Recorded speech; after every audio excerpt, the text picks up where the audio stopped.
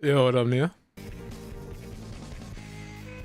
Congratulations on being first today. Okay, okay, I'll see you, I'll see you.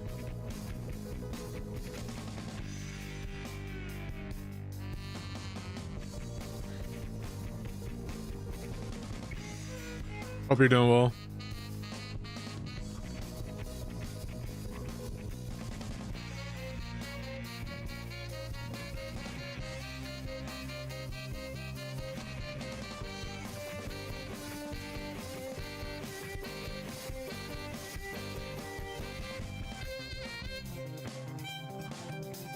Let me see if this works. I don't think that worked. This is my first time like trying to pin a message. I think, can you just right click and do it that way? Or on Twitch you could do that. Let me see. I'm gonna copy and paste this again. Oh, it's streamer bot.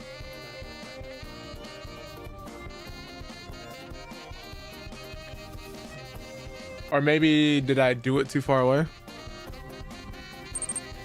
Yeah, no, it doesn't look like you can do that anymore.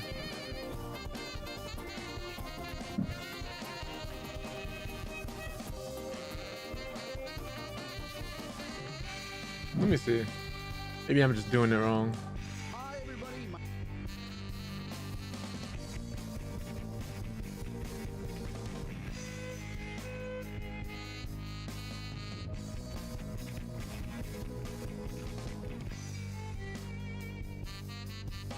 Oh, so you type in /pin first. That's really weird. Okay, okay, okay, okay. I see. I'm now that much smarter. That's kind of funny. You have to type in /pin first before you type the message.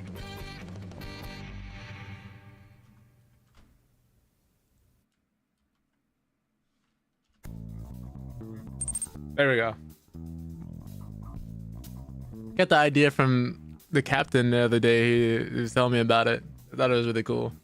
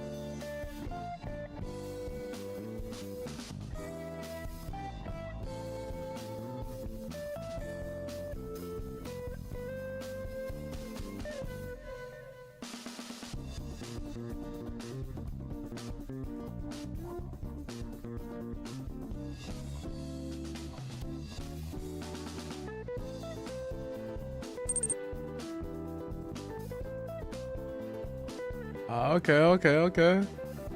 Take a break from being one of the greatest uncles to do it out here. That's always important.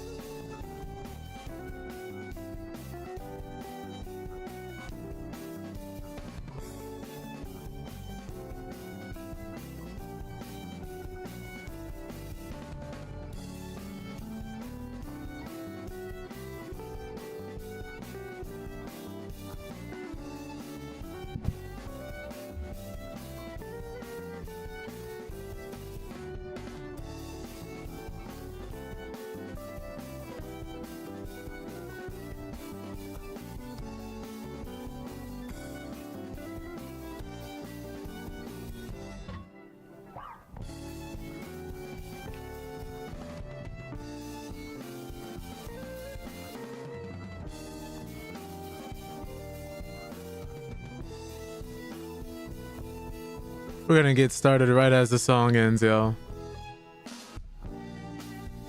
Which is in the next 5 seconds.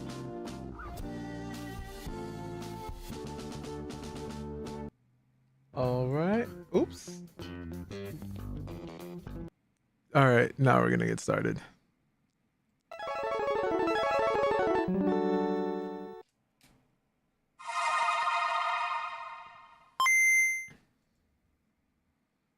No more heroes, it's hero the king who catch on nobody but yourselves, nothing less to do. Travis, it's kill or be killed.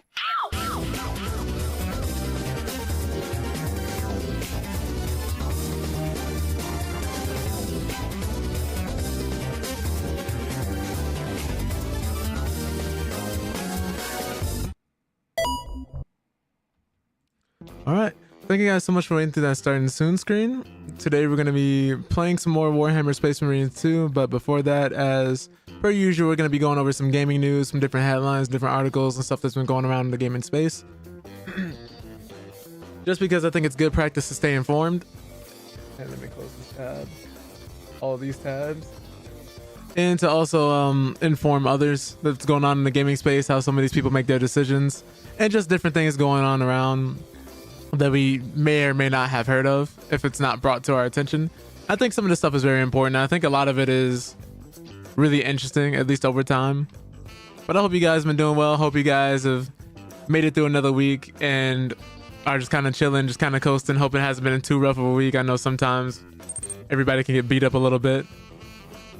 Yo, is it Silly Emma? Thank you so much for coming in. Thank you. Happy Friday to you as well. Hope the day is treating you as well as everybody else. But since you're new here, I'm just gonna give you a spiel. We normally go over gaming news and different things of that nature while also playing games and talking about a myriad of different things, especially mental health every Monday. So that's another thing as well. But today we're gonna actually start getting into this news. We got a lot of things to talk about. Some stuff going on with Avatar: The Last Airbender, some Baldur's Gate things, as well as some other things going on at Ubisoft. So let me get into that.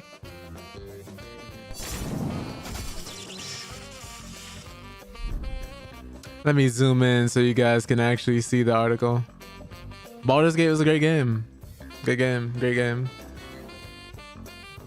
But starting out with the article here, supposedly a Valve engineer used ChatGPT to find a new matchmaking algorithm for Deadlock, and now it's in the game.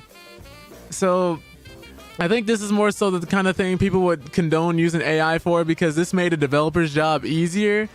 It was not made to replace them. And supposedly Valve is one of many developers behind using generative AI behind the scenes. And going forward, a survey was conducted about a year ago, and it found that 31% of game developers were already using generative AI in some way. And the article goes on to say that I'd wager that the percentage has increased significantly since then. And we know Valve is using it. Fletcher Dunn, an engineer who's been with Valve for over a decade, has been posting his ChatGPT wins on X, saying today that OpenAI's large language model is an amazing tool. Dunn is more or less using ChatGPT as an advanced search engine, and the interaction that amazed him recently saw him describe a hypothetical kind of algorithm that he wanted to use for Valve's mobile shooter Deadlock. If you guys don't know, Deadlock is Valve's new blend between hero shooter and MOBA. It's an early alpha, and one of the only reasons they even acknowledged that this game existed is because people kept leaking it, getting more people involved. So now Valve just said screw it and just outright came out and was like, look, if you guys want to play, now you gotta get invited by a friend. So there's been clips and videos all made about it and everything. And we're just finding out more and more about how the game is developed as it's being developed. But Dunn is more or less using ChatGPT as an advanced search engine. And the interaction that amazed him recently saw him describe a hypothetical kind of algorithm he wanted to use for Valve's mobile shooter Deadlock, and then receive an accurate recommendation for a real algorithm matching his specifications. The algorithm ChatGPT recommended is in fact now being used in Deadlock matchmaking according to Dunn. And let me just take care of something here as well. Yeah, we're gonna have to do that. I had a feeling that person just wanted to sell me something, so I stopped speaking to them. And the moment I stopped interacting, the moment I stopped actually like responding to their questions, yeah, they stopped speaking entirely. So I pretty much knew what they came here for. I wasn't even gonna entertain it today. That was a test. They failed horribly.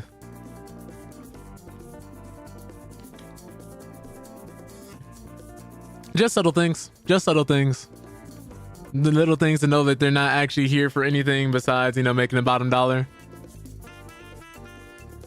But let me see here. So yeah, the algorithm ChatGPT recommended is in fact now being used in Deadlock's matchmaking according to Dunn. And Dunn wrote that he's gonna keep posting his ChatGPT wins because this thing keeps blowing my mind. And I think there are some skeptics who don't get how amazing of a tool this is. A few days ago, we switched to Deadlock's matchmaking hero selection to the Hungarian algorithm. I found it using ChatGPT. And he acknowledges that he could have found the same answer with the right Google search terms, but he says that the point is he didn't have to. ChatGPT essentially just did it for him. And he was basically saying like, ChatGPT immediately returned what he was looking for, even though he described it super vaguely, where he said, find me this thing that I don't really know the right search terms for, but I will attempt to describe it. It's just a killer app, he said in reply to another poster. If it is wrong or hallucinates, which does sometimes happen, you'll figure that out pretty quickly. And its use of ChatGPT reinforces something I suspected when I covered that survey back in January. The author goes on to write that scattered instances of generative AI being used to create final video game art or replace voice actors are really the tip of the iceberg. Mostly, I think developers are using generative AI in ways we aren't going to see directly, such as by using ChatGPT as a search engine or to write code or as an administrative tool, or by using image generators during the concept stages. So that's actually pretty interesting. But that's the end of that article. Let me pull up the next one. We're going to be going over here. This one's for all the people who use NVIDIA related technology in their PCs. I believe there's been things going on. If you go past the 12th gen of Intel CPUs, there's a whole like shorting era, electrical error with their CPUs. I believe it's after 12th gen. Don't quote me on this. But I believe that's what's happening. NVIDIA, to my knowledge, still hasn't found a fix for it though. That's unrelated to this article. I just brought that up because it's also something that affects mainly GPUs. For anybody who uses GeForce Experience, that means if you're using Shadowplay, if you're using it to stream anything or update your drivers, all of that is going to be going away soon and being replaced by another program entirely. So there's a new NVIDIA app in development. NVIDIA's legendary twin software interfaces are both biting the dust, so the control panel and GeForce Experience are going to be gone soon. And it's going to be replaced by something dubbed simply the NVIDIA app. And supposedly this is like a sneak peek of like how it looks. So you have your drivers, the graphics area, the home page, and then looks like some other stuff down here. So it looks like maybe they're trying to streamline their process. But apparently, in addition to its ever-improving graphics work and constant leaps in AI technology, NVIDIA found time to update and modernize the software support it provides with its graphics cards. NVIDIA GeForce Experience app has been available for quite some time now, and its NVIDIA control panel goes back decades. But the graphics times, they are changing. Both familiar utilities are heading into retirement with one new NVIDIA app to rule them all. They rule them both. We were able to preview the new app in a beta state ahead of its announcement to give you a detailed first look. Yeah, I believe this thing is in beta right now that you can actually try right now. But NVIDIA's new software front end lacks a snazzy, attention-grabbing name. Indeed, it's a total wallflower, and NVIDIA refers to it simply as an NVIDIA app. And yes, that's with a lowercase a on app. To make it all the less clear, I hate the name due to its ambiguity, as NVIDIA has hands in several software utilities. But the name aside, this new program brings some notable improvements. I hate when companies do this, because this is going to make Googling issues with the software that much harder if you just type in NVIDIA app. Then you just started getting used to GeForce Experience, right? It was kind of clunky for me, so I'm hoping what they replace it with is a lot better here. But at a glance, NVIDIA app looks vaguely reminiscent of GeForce Experience. In some ways, NVIDIA app can be viewed as an evolution of that earlier software. All of the features of GeForce Experience will pour over to NVIDIA app, and in time, NVIDIA intends to deprecate the long-standing NVIDIA control panel and subsume its features into the NVIDIA app too. This is yet to happen with the initial rollout of NVIDIA app, but unless NVIDIA's plans change, it will in time. I'm guessing this is more from the app itself. But NVIDIA claims that the new app will install in half as much time as before. Other key claims: it will feature a 50% more responsive user interface, and it will consume about 17% less disk space versus GeForce Experience. It will also be helpful to have all related graphics card settings accessible in a single location once the NVIDIA control panel features are merged into the app. So current abilities, some of those include RTX filters and a redesigned overlay. Okay, built up Wolf. And as mentioned earlier, NVIDIA app contains all the features that were previously included in GeForce Experience. In brief, this includes controls for fine-tuning in-game settings and recording in-game content. And the most interesting feature here is what NVIDIA calls its freestyle RTX filters. These enable you to apply visual filters to games and change the way they look. This functionality was available in GeForce Experience too, but NVIDIA app takes it a step further with AI-powered filters to apply effects like RTX HDR or RTX Dynamic Vibrance, which utilize intense, well, you know, nerd stuff. I'm not going to go into the specifics, but you guys can pretty much tell. We're just going over how NVIDIA is replacing the control panel on the GeForce Experience with this new app, this all-in-one app. But apparently, they're going to say, likewise, you'll also find an in-game performance monitor that has been upgraded with NVIDIA app. NVIDIA refers to this program as FrameView, and it's not entirely new or fully contained in NVIDIA app. So it looks like they're trying to offer people a better alternative to what the GeForce Experience and control panels were. Because if you're someone who's used them for a long time, they're a bit of a headache to navigate, especially if you're someone newer to computers or someone who had just built one. It became a bit of a pain. So I'm hoping with the streamlined elements, they're a lot easier to navigate, especially if they're claiming things like it'll install in half the time. And hopefully if you're like someone who's benchmarking a lot of things, having that in-game performance monitor will hopefully have you stop using separate apps like MSI Afterburner and things of that nature. But NVIDIA updated its user interface with this tool to make adjusting settings in-game. J.Deep says there's nothing I love more than making those brown cheeks turn purple with his sex-to-speech feature. Seeing how today we're slaying, I thought I'd reminisce of a time we role-played Warhammer 40k. You were a dark angel and I a space wolf. We ravaged the lands in a long and arduous battle. You overcame wink the odds and defeated me. Yet another slain foe. I lay there waiting for the warmth to wash over me and for you to provide the wet cloth to wipe it off. Good times I.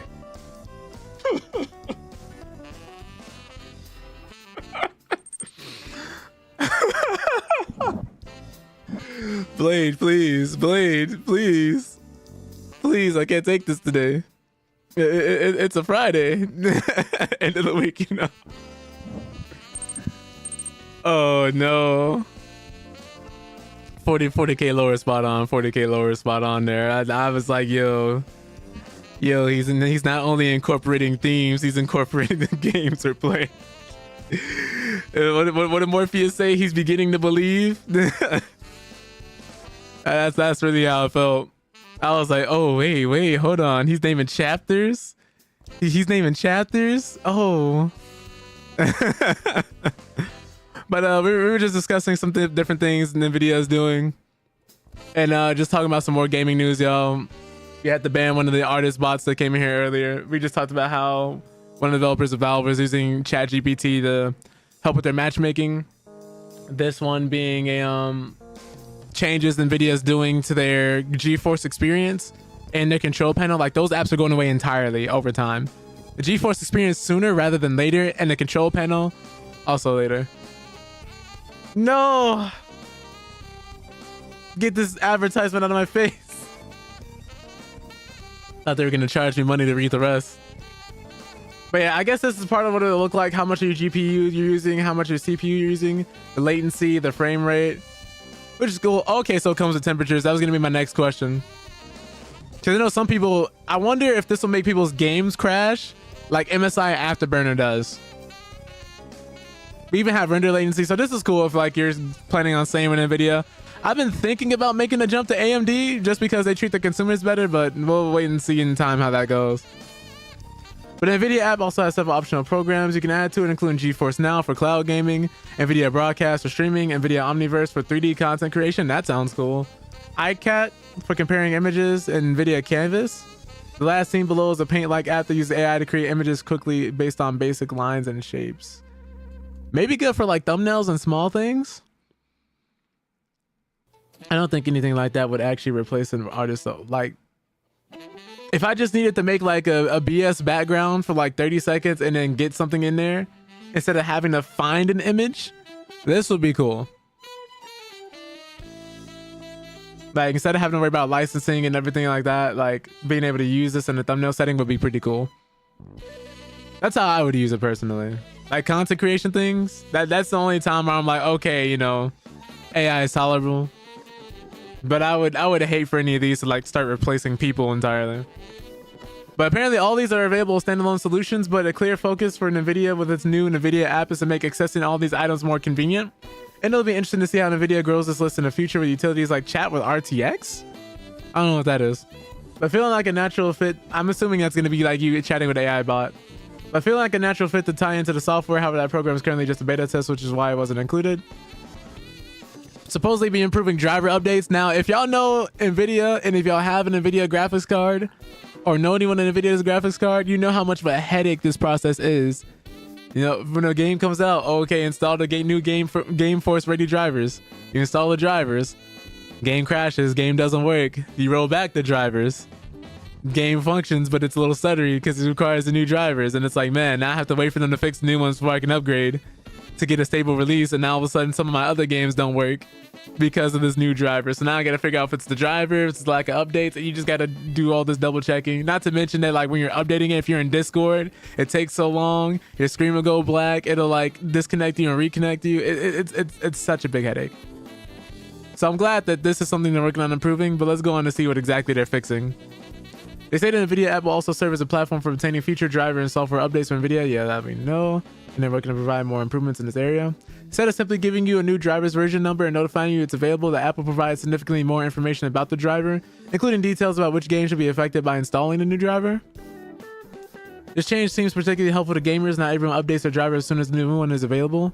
And I certainly don't on my PC, but if I saw that the driver notes mention a game I am planning, plan to play it soon. Words are hard. I likely would. Making it clear that you will benefit from a specific driver can make updating more palatable versus just a dull maintenance task. And if you want to try out the new NVIDIA app, updating your graphics driver is what you'll need to do. The software is included with a driver update that's scheduled for release today and will likely be available as you're reading this. You can also access the beta here. So if you guys are interested in trying out this new app, seeing what NVIDIA has to offer, it is a good time to check it out if you just want to see what it's like. But if you're someone who doesn't prefer to be the guinea pig as soon as the software comes out in beta, understandable that you might want to wait on this one and only upgrade when you have to. But yeah, let me see what else we got here. Got some minor Xbox news, where apparently Microsoft wants to know why developers are continuing to choose PS5 over Xbox. If you guys don't know, many developers have cited that console parity between the Series S and X are a big pain in the ass when you're developing games for the Xbox, and has caused multiple games to have trouble and delays on them most notably being Baldur's Gate 3. It didn't come until months later because of a split screen bug where it wouldn't work on the Series S, but it was working fine on the X. And Microsoft requires the two consoles to be working hand in hand, like at the same level. If you're able to play the game fine on the X, it has to run fine, if not just as well, on the Series S too. And the Series S is not as powerful as the X, which leads to things like performance issues, game-breaking bugs, and just a myriad of headaches that developers have to deal with, and it leads to extra development time, which is most of the time why developers will release something on PS5 and not Xbox initially, or it'll come way later. Or it leads to the game as a whole being delayed. Sparking Zero is about to be 29 gigabytes. That's surprisingly very small. I did not expect that from them. Is that just a day one release without patches or updates or anything like that? Because you know how some games be super small and then they end up being way bigger than that afterwards. But then again, I don't think Xenoverse 2 was that big either. And like other games like that. I don't remember any Dragon Ball game really being that big.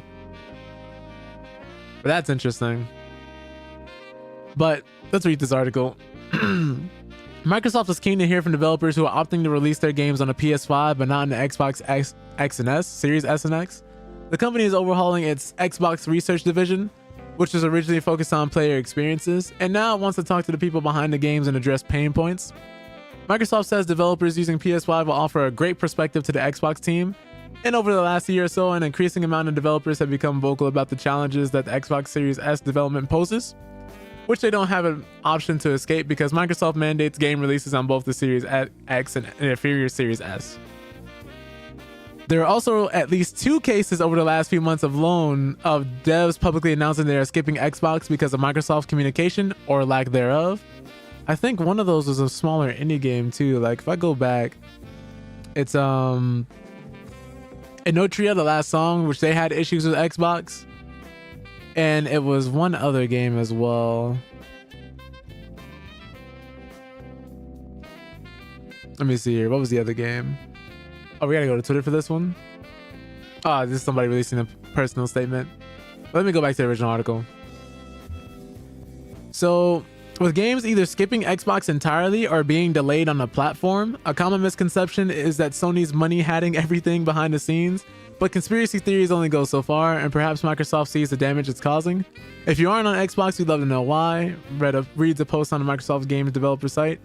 And honestly, if you're using our competitors' products, you probably have a great perspective we could learn from. Microsoft says the idea is to avoid an echo chamber and get fresh perspectives from people who aren't deep in your community. I actually like this. This is really cool. It actually shows that they're trying to learn from their mistakes and trying to do something different, but only time will tell. This could be just like a small PR stunt, or they could axe and then nothing could really change in the long run. Because what can they really do to make this a little better? You're still stuck with the Series S being the Series S. I think one of the main things they'd have to do is eventually stop supporting the Series S if they want to get people to release their games on Xbox the same time as the PS5. I don't think it's quite the PS5 and PS5 Pro situation. I don't think the same thing will happen with them, because I don't think there's a huge difference hardware-wise between the PS5 Pro and the PS5. Like to the point where they have to delay and they'll have these same types of issues that the Series S and X have with each other. But since we brought up Baldur's Gate 3 so much, I also wanted to cover another article as well. I don't know if anybody's been really playing games like that on the Xbox nowadays. Like I know some friends who do have Xboxes, but most of y'all know in the chat are on PC and maybe might have like a handheld console or typically a PlayStation. So I don't know, man. But apparently Baldur's Gate 3, one of their developers suggests that their next game may come out in 2029, but maybe not. Don't hold us to a date. So this is the head of Larian Studios, Swin Vink, saying that these are big games and they take time to make. If you guys don't know, this is the same studio that made Divinity Original Sin 1 and 2 and is known for Baldur's Gate 3, as well as some other banger titles they've made behind the scenes. And the Larian Studios head, Swin, suggested during an acceptance speech at an awards ceremony in Malaysia today that fans could expect the studio's next game in around 2028 or 2029. Speaking on stage at the SEA Game Awards 2024, where the company received a special recognition award, he said, "We need to work hard on the next game so we can be back here in 5 years." That's really dope. But speaking to IGN, immediately afterwards, he walked it back, saying with a chuckle, "I knew you'd pick up on that. It was just a joke. I don't know. We'll release it when it's ready. They're big games and it takes time, so don't hold us to a date." I think he said this in case they have to delay anything or in case they're not ready in time. I think he realized the mistake he made. It is him trying to fix the issue. Valerian Studios opened multiple development studios around the world to aid with the development of Baldur's Gate 3 as part of its Following the Sun concept of 24-hour game development, with teams handing off work to the next time zone at the end of their workday to speed up development without the need for crunch. It actually sounds pretty intuitive. In addition to Kuala Lumpur, the company is also has studios in Barcelona, Dublin, Guildford, Quebec, Warsaw, and its original home of Ghent. "We make very large games," observed Vinke. I don't know how to pronounce. Hold on. Let me see here. I'm just curious. I hate butchering names.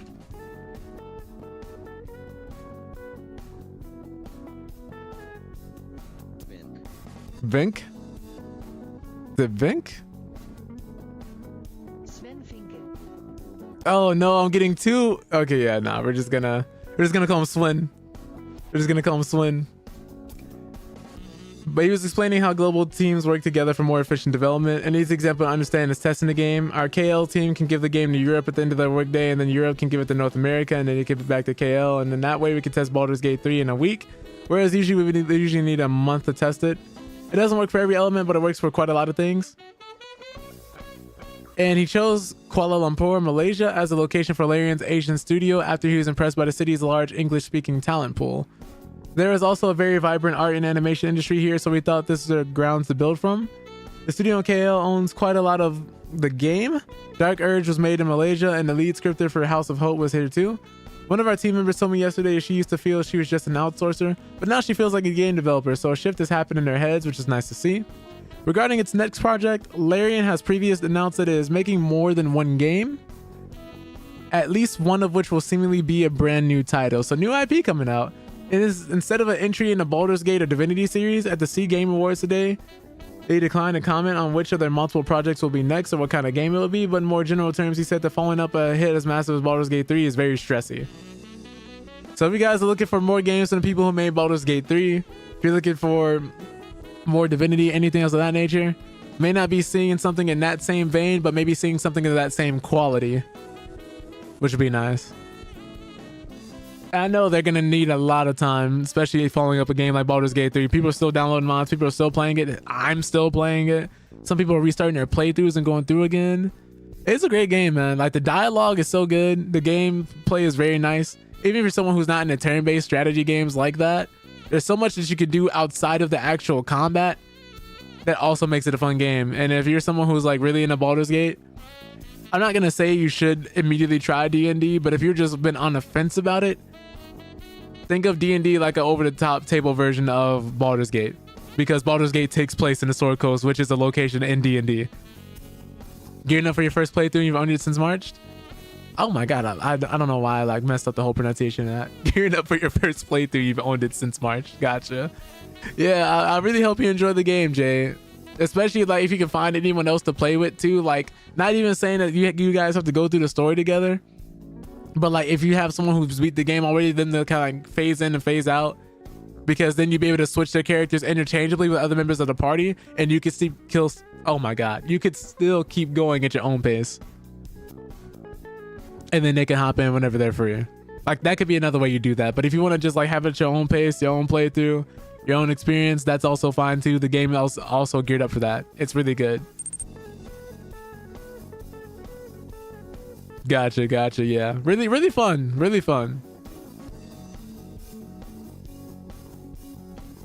But we got some big news. I hope that won't turn into disappointing news.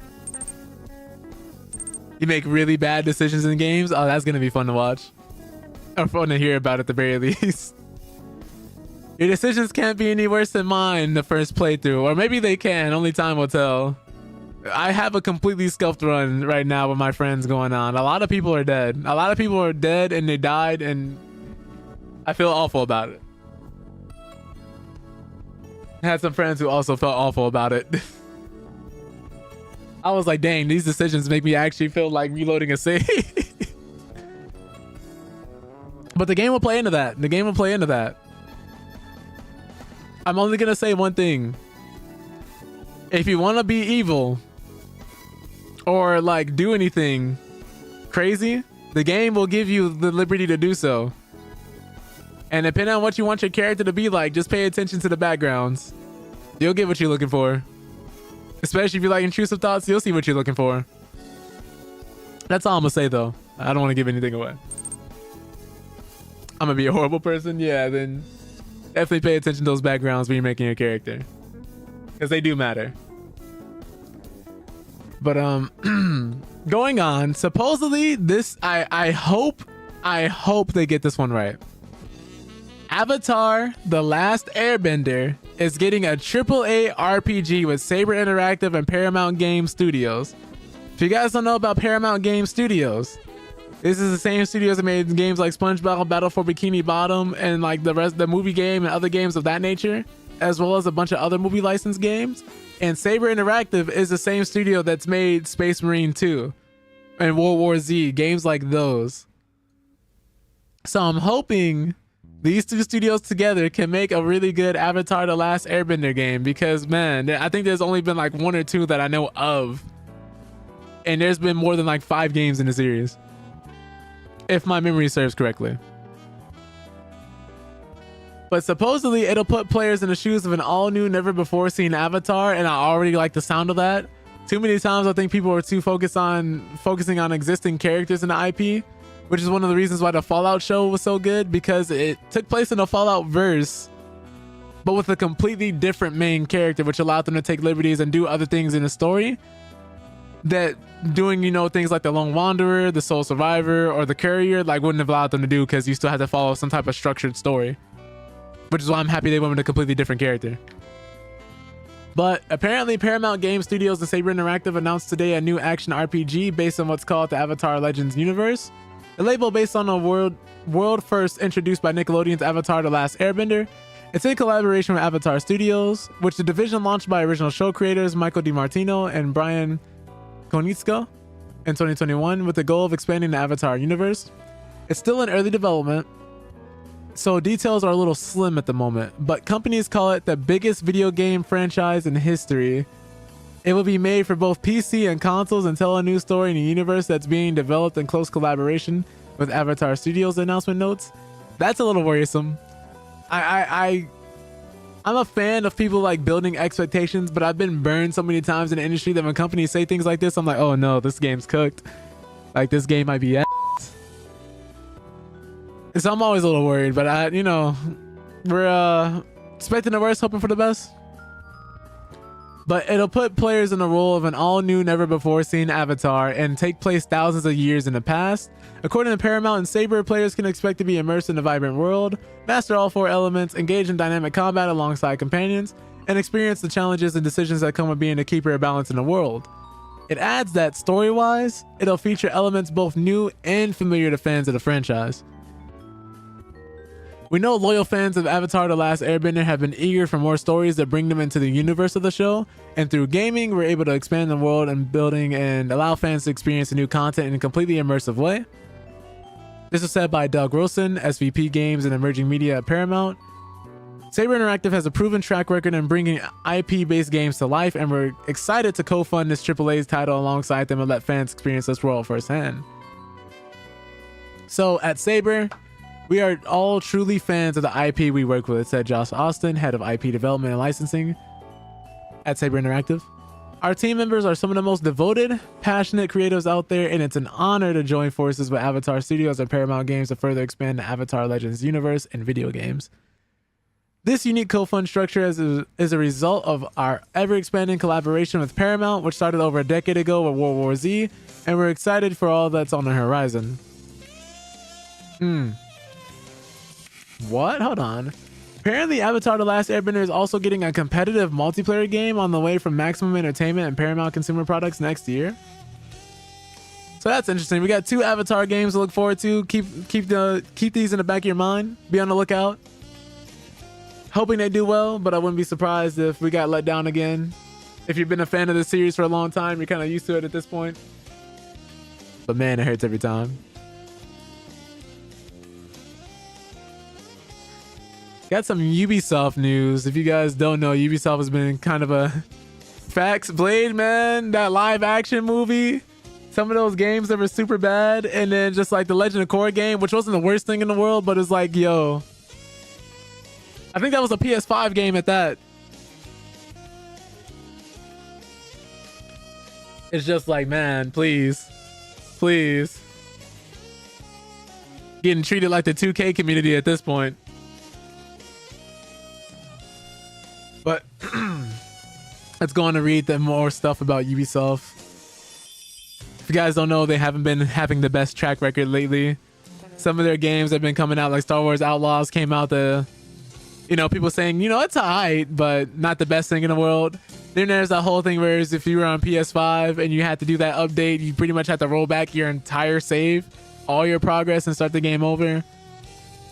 But on PC, you're fine, I believe. There is the whole thing with the, every game following a new open world formula that Ubisoft likes to set, and games getting a lot more repetitive for people. Especially when Assassin's Creed Mirage released, which wasn't bad, but it wasn't great. It didn't blow people away. Skull and Bones releasing that cost that studio so much money, and they should have just scrapped it a long time ago because that game was buns. It's really sad, man. I say this every time. It's really sad when you see the classics they used to make. The Prince of Persia game was nice. That was nice that it came out. Assassin's Creed Shadows being delayed, which is probably for the better. But at the same time, it's like, oh, this is the game everybody was looking forward to. Now you guys have to wait, and hopefully your company survives until the game comes out. If Assassin's Creed Shadows comes out and does not either blow people away or sell really well, Ubisoft is going to be... I'm not going to say anything. Let me knock on some wood before I even finish the thought. I don't want to wish anything bad on people. I don't want people to lose their jobs, but it's just unfortunate. But with shares at 10-year lows, Assassin's Creed maker Ubisoft faces questions over its future. Ubisoft, which is behind the Assassin's Creed franchise, last week said it has postponed the release of the next title in the popular game series by 3 months, obviously February 14, 2025. They said maybe if we release the game during Black History Month, everybody want to be Black Samurais. Let me stop. But shares of Ubisoft, which also cut net bookings guidance for its full fiscal year and second quarter, have slumped to decade lows on the back of dismal investor expectations about the company's AAA games pipeline and financial products. What is Ubisoft stock right now? They've learned zilch and still try to do the unpopular monetization? Yeah.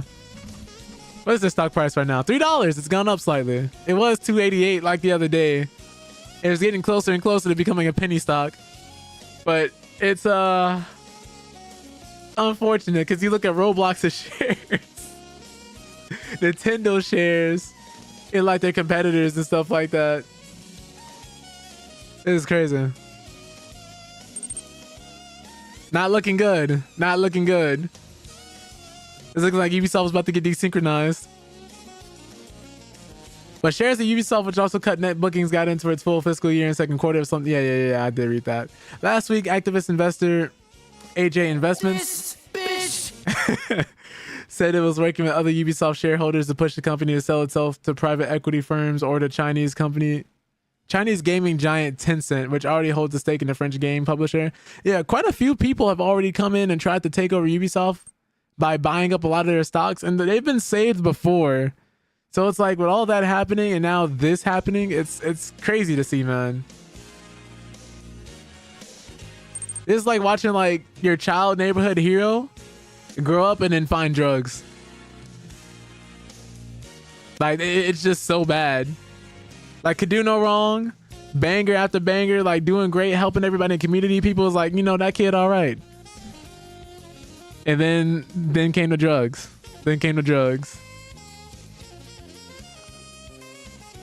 Grandma getting away in Assassin's Creed had the stabbing coming is crazy.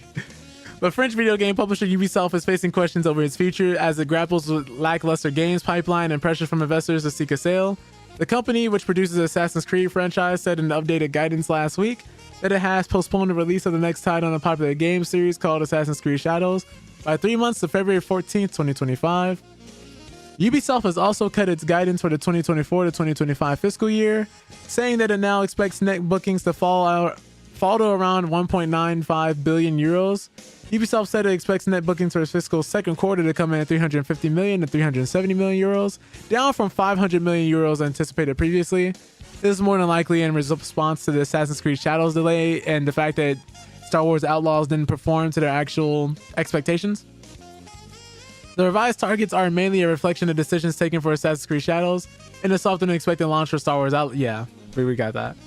Comes after the company's Star Wars Outlaws game, an action-adventure title based on an iconic sci-fi movie series, which was released this summer, was met with disappointing sales performance and mixed reception from gamers.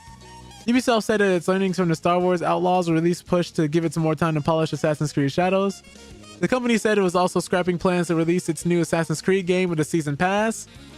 I guess maybe they might have heard you yelling wolf. They said monetization. We can't keep nickel and diming our players. Which was a paid add-on providing access to a bonus quest and additional downloadable content and launch, which is crazy. Ubisoft added that it now plans to release Assassin's Creed Shadows on Valve Corporation's online game store Steam on the day of its launch. So they're really trying to get people to buy this here, because most people will stop playing Assassin's Creed games or Ubisoft games due to having to use Uplay, at least on PC, due to the friction. So they might have seen some foresight there with missing sales and might want to eliminate that friction to get more people to buy the game. Because I know I've experienced issues with Uplay games where I wasn't able to play them after buying them and spending money on them, or sometimes after updating my computer, all of a sudden they stop working. Like, yeah, that's one of the reasons why I stopped playing Siege and everything as much. And now why they completely are uninstalled off my computer. But Ubisoft added that it now plans to release Assassin's Creed Shadows on Valve. Yeah. David's launch, ending his track record of exclusively distributing PC versions of his games on Epic Games' digital storefront. Okay. Ubisoft, the color of Shadows is black. Let's have a black samurai, despite how tasteful it might be in the current time. Then give him a mid costume for egregious prices. Oh god. But in light of the recent challenges, we acknowledge that the need for greater efficiency while delighting players, Ubisoft CEO Ves Guillemot said in a statement last week, and the company's executive committee is launching a review to further improve its execution. Yeah, we already know. I think it's like the 5th time they said their shares are down.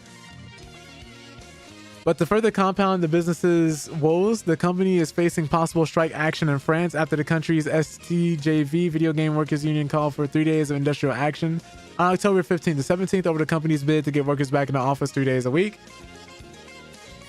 Yeah, this is a horrible time. Horrible time to try and call people back into the office, especially when everybody doesn't rock with you. Your studio might not be open. Why are you calling people back to the office? If anything, keep the office closed. Save yourself some money. But following the decision to delay its upcoming Assassin's Creed game, AJ Investments, an activist investor with less than a 1% stake in Ubisoft, said it was working with other shareholders in the company to push French firm to sell itself to private equity firms of the Chinese gaming talent Tencent. And Tencent already owns a roughly 10% stake in Ubisoft. Let's see here. I think this goes on to just talk more about the investment and everything like that and discussing proposals.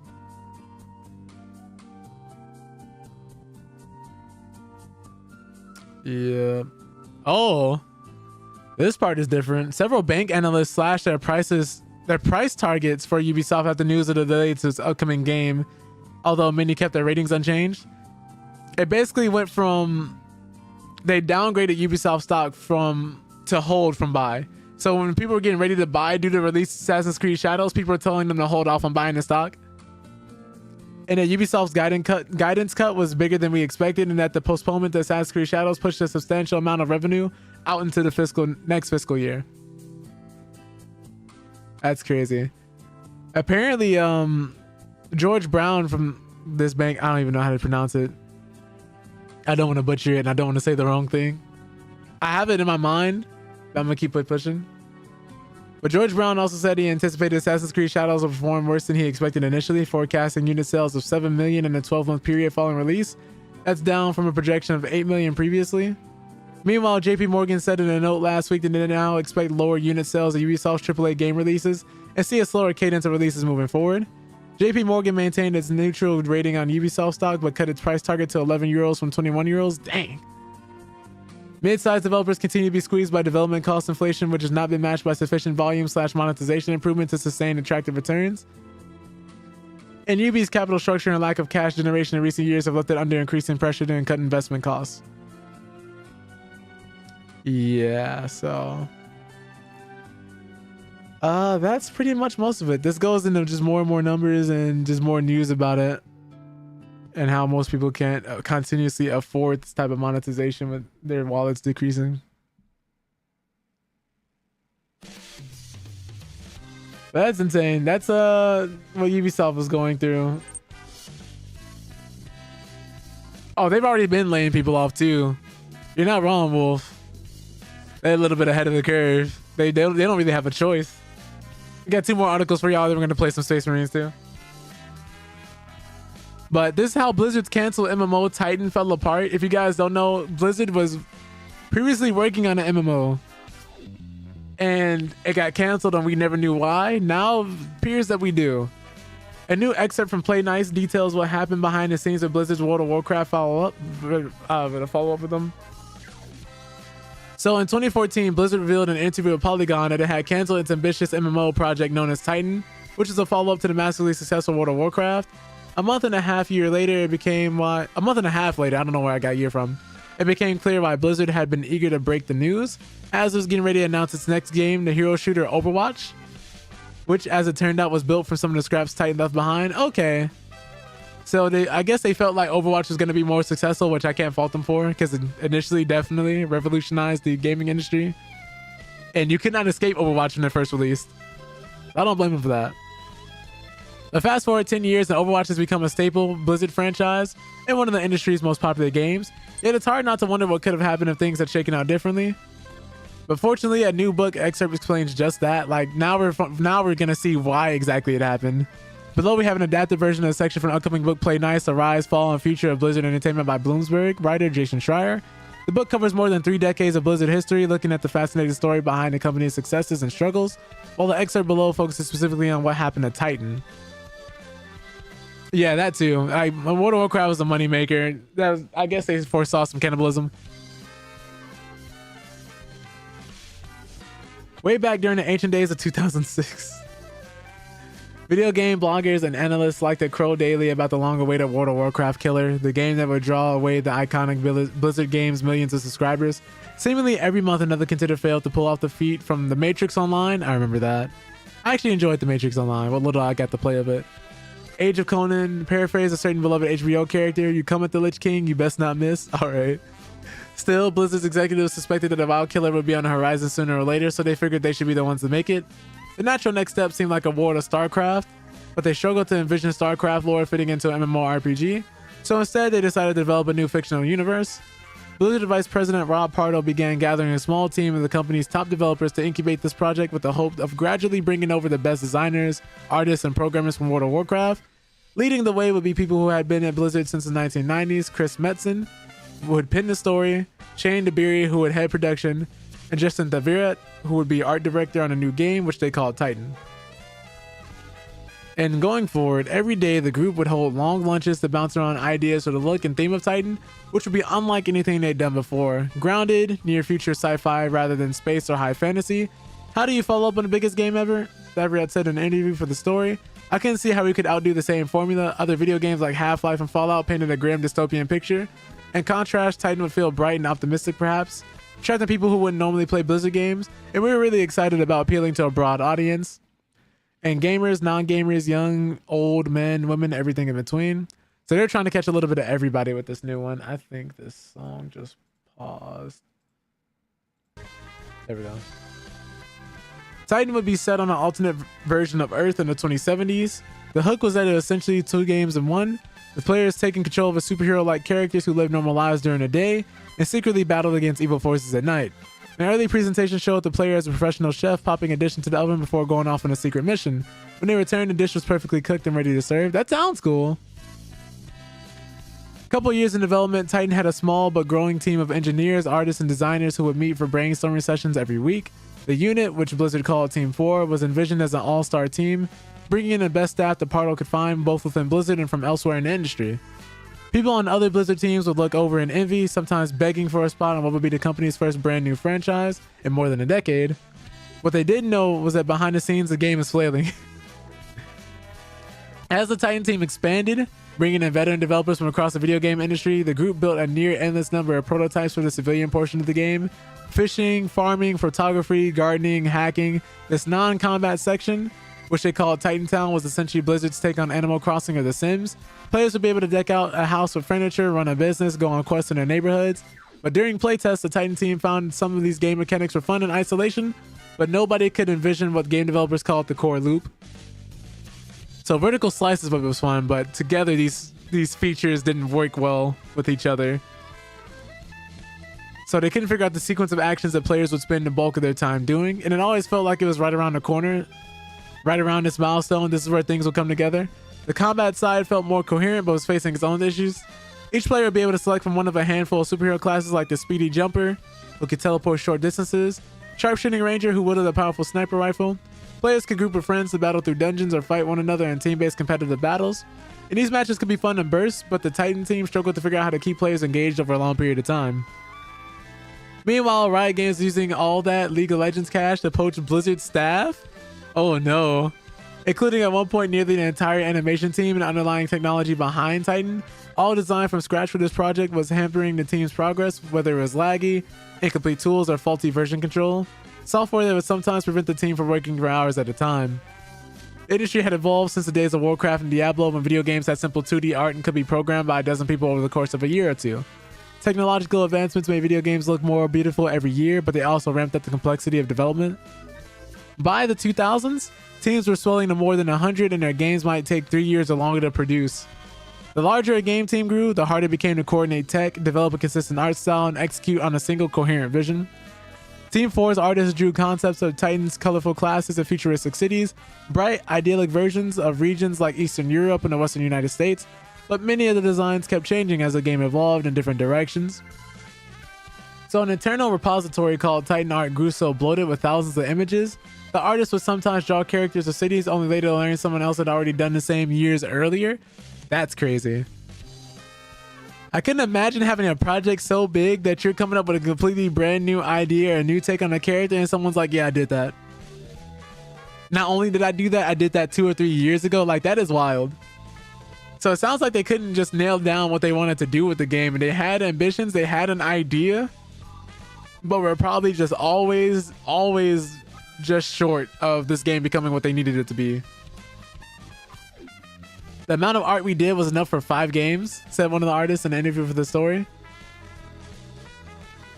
And one artist speaking for the story described working on the project as an interminable state of deja vu, like they were living in a Groundhog Day. They draw costumes and furniture, take long lunches, and then fine-tune what they already made. There are no seasons in Irvine, where Blizzard is located, so it was always dry, sunny, and 60 to 80 degrees, which made it hard to tell the weeks apart. Was that yesterday, the artist said? Was it last year? What day was this? They were proud of the art they were making, but it was hard not to wonder if one day someone's going to come down from high and realize they weren't making much progress. There's a feeling that Blizzard had essentially written a blank check to fund this game, and that bred a sense of complacency within the team. We were not working with any kind of urgency. So maybe that could also be an issue too. They didn't have anything pushing them forward. Making games is always hard. Making new franchises is even harder. And making a new franchise at a company full of perfectionists with the pressure of surpassing World of Warcraft with a team that was growing larger than that of any project in Blizzard's history, well, that was proving to be impossible. Later, several developers on the team would blame many of Titan's struggles on Rob Pardo as Blizzard's vice president of game design. Pardo was also overseeing StarCraft 2, Diablo 3, and the rest of the company's projects, which limited the time he had for Titan. He at times seemed like an absentee game director, said one developer. To mitigate this problem, Pardo had brought in 2 lead designers, Jeff Kaplan, who had designed quests on World of Warcraft, and Matt Brown, who had worked on The Sims and SimCity at EA Maxis. But Pardo remained director of the project and would occasionally jump in with feedback, forcing the team to change course and potentially throw out months of work. That's crazy. Imagine your boss only coming in every so often and being like, yeah, this thing you've been developing for the last 6 months, toss it out. This thing you've been working on for the last month and a half, yeah, we don't like that. And then just to leave again. I'd be pissed. But they said, I think when you want to lead something, you have a responsibility to lead, said Connie Griffith, who worked on as an assistant to Pardo. And if you're not able to give it your full attention, you need to relinquish control. Titan went from a dream project to demoralizing for many of the members of Team 4. Designers would spend weeks getting excited about an idea, set up a meeting at Pardo to review it, only for him to shoot it down without offering an explanation or alternative direction. On previous games, not everyone always agreed with Pardo's decisions, but at least he had made them. On Titan, he appeared to be unwilling or unable to commit to a vision. Team members said perhaps because of the pressure, there was this fear of the sophomore album. What can we do that's as good as World of Warcraft? With years of development behind it and very little to show, the Titan team began building a vertical slice set in the game's near future version of California, complete with a suite of mechanics like driving and combat. Parts of the demo were excellent, but it became clear that the cohesion problem wasn't going away. It felt as if the team... My bad, I just had a whole brain fart. It felt as if the team had made a dozen different games but had no way to unify them. Like a jigsaw puzzle where the pieces wouldn't fit together. And they continued to struggle with both technical and artistic challenges, but this was Blizzard. Surely Team 4 would get more time to nail down Titan. The work was super inefficient and the scope constantly grew, said one artist, but everyone trudged along calmly, assuming Blizzard would continue funding this endeavor indefinitely. Then one morning in the spring of 2013, as developers on the Titan team trickled into the office, they noticed that the rows of folding chairs had been set up in a common area for an impromptu all-hands-on meeting. When it started, Pardo had stood up and dropped the big news. Titan wasn't working out, so he and other Blizzard executives decided to reboot it. For Thavarat, this was bittersweet news. On one hand, Blizzard was throwing away countless hours of work from his nearly 7 years on a project that would never be seen. On the other, he recognized that Titan couldn't keep going the way it was headed. It was tough, but there was also a little bit of relief. At the end of the day, Titan cost Blizzard around $80 million. According to people with knowledge of the financials, many of its staff moved to Blizzard's other teams, with a few were laid off. Jeff Kaplan, Chris Metzen, and a handful of other artists and engineers stayed behind to try to figure out whether Titan's remains could be salvaged. As y'all know, this eventually turned out to be Overwatch. And they transformed Titan's classes into memorable heroes. Later, Pardo stood up in front of the company, tears in his eyes, and gave a presentation about why Titan had failed. He noted he should have done more about the game's technical and artistic problems, which Team 4 members saw as a backhanded way of blaming other people for the game's issues. The last straw for some. The longtime Blizzard designer had stewarded a lot of great games, and CEO Mike Morhaim's heir apparent, but now he had lost the trust of Blizzard's other leaders. Several executives and directors demanded that he be removed from a position of leadership.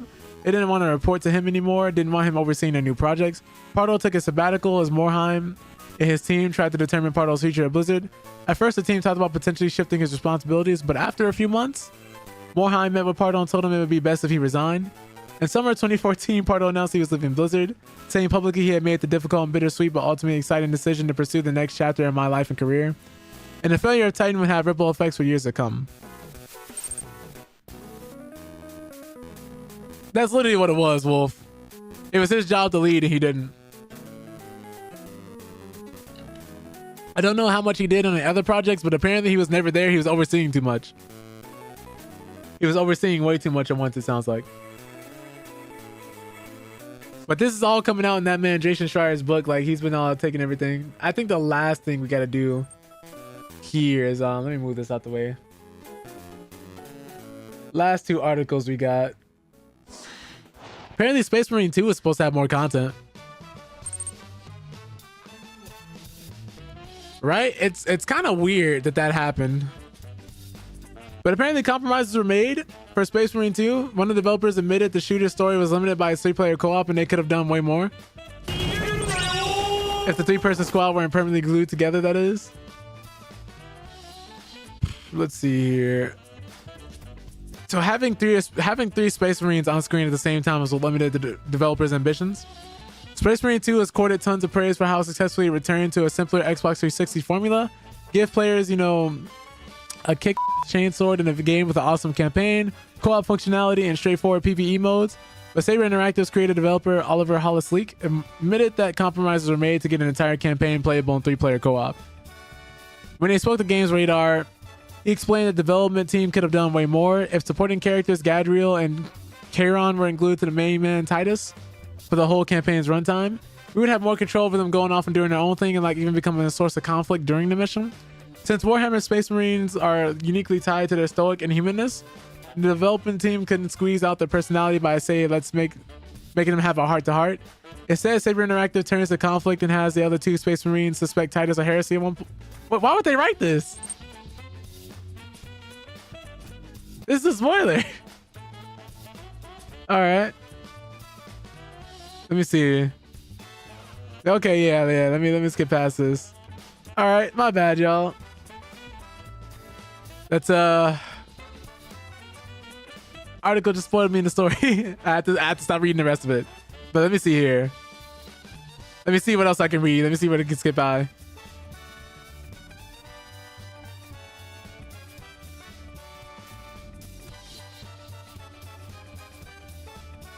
Okay.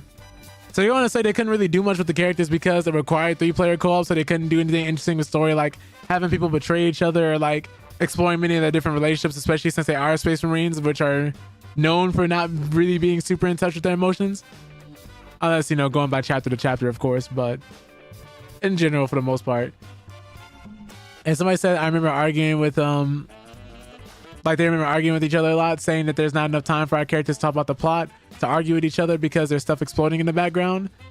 This is from the game director, Dimitri, what he was joking about. No one's going to listen to that. We have to be short. So that's interesting. I think they really wanted to do more story-wise and gameplay-wise, but couldn't because they were always in a trio. But this is the last article of the day, and we're going to be playing some Space Marine 2. Apparently, Hi-Fi Rush 2 is already in development for 6 months when Krafton acquired Tango Gameworks. The sequel will have a more dynamic world, so this is some really good news. Tango Gameworks had a 6-month-old build of a Hi-Fi Rush sequel when the studio was acquired by Krafton back in August. The studio would also like to bring the game to more platforms and plans for the sequel to have a more open and dynamic environment.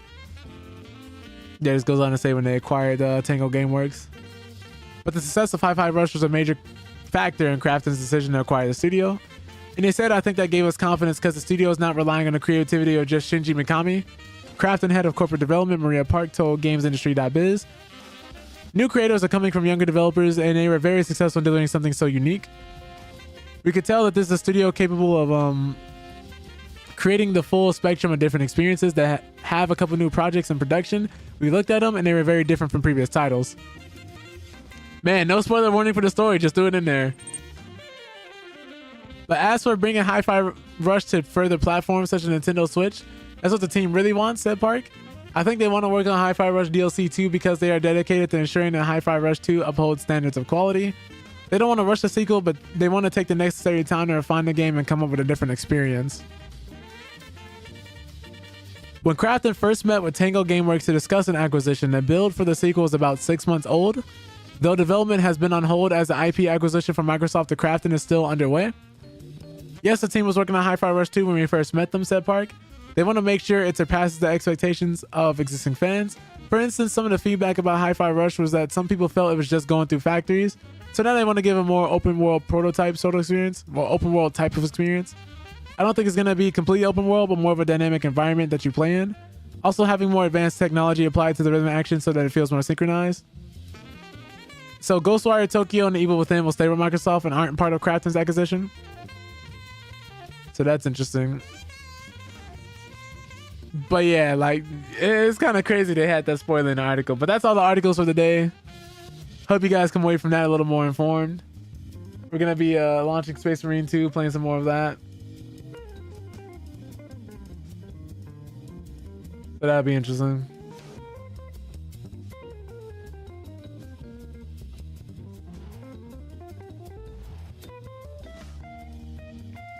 Now we're just waiting for the game to actually launch.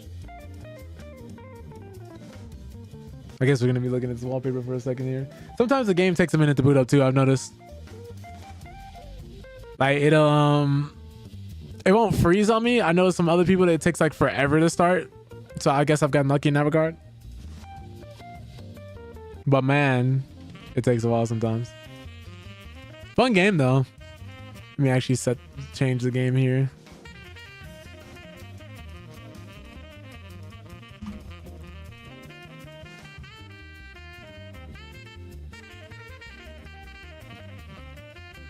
Oof.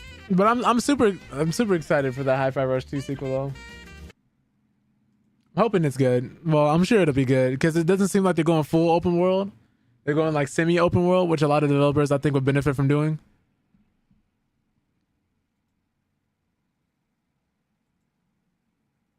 I think that's really dope. Because now it gives you more to explore, but it doesn't overload you by having you go so many different spots and just doing so much busy work. It's like, yeah, there's still a level you can complete in a reasonable amount of time. And something that's still interesting besides just the factories and stuff you've been going into.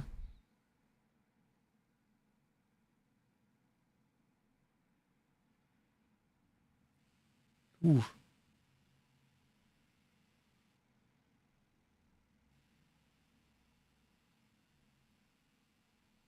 AMD, okay. I didn't know AMD was like the one they featured here.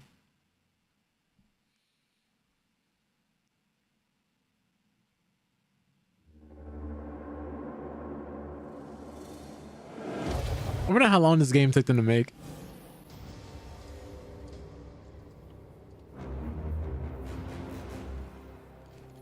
Is it not picking up my controller? Oh no.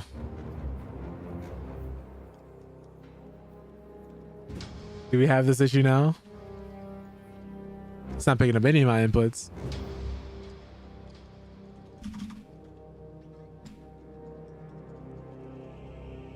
Okay.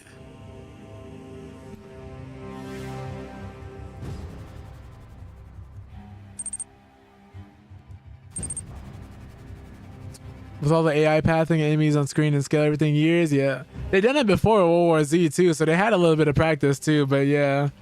I'm sure it took a long time as well. Oh god, I might have to reboot the game.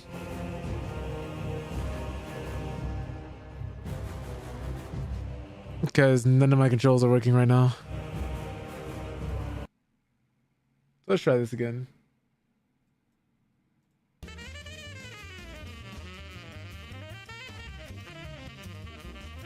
That's interesting.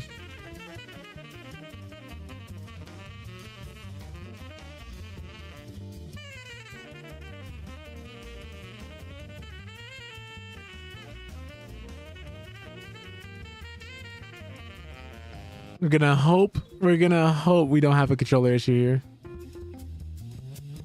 Or just like a control issue, period.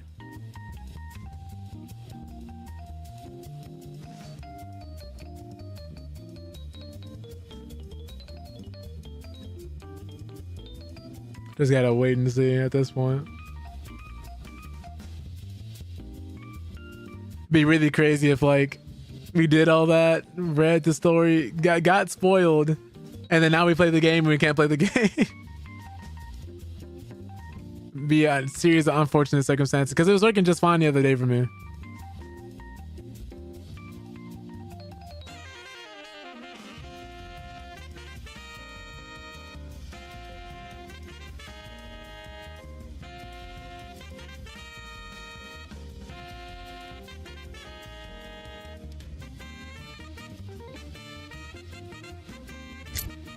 Okay, it's working now. I don't know what that was. That was weird. But like none of my controls are working. That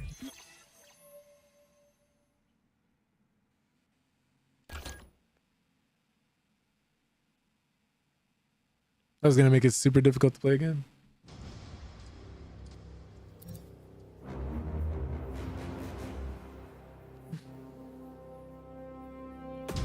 I'm gonna continue here.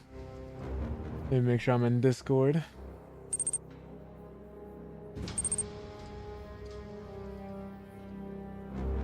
Man, right?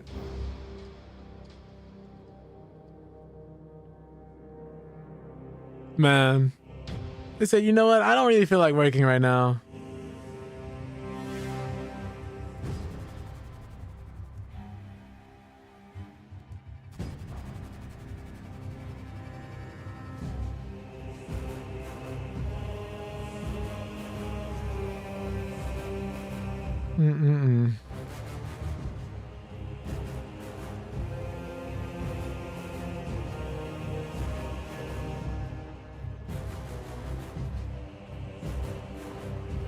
Super excited to play more of it though.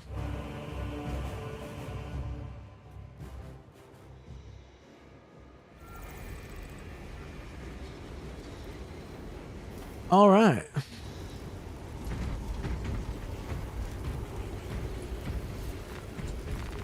You know we gotta have on the salamander armor because we actually care about the civilians out here.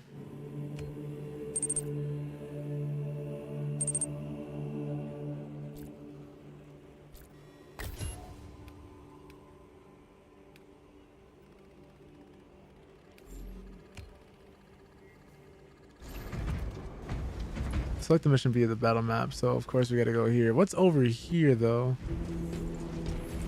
I'm so chunky.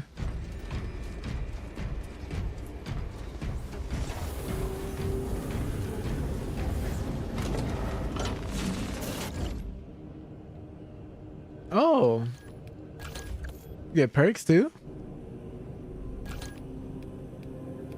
Oh, the panning is so slow.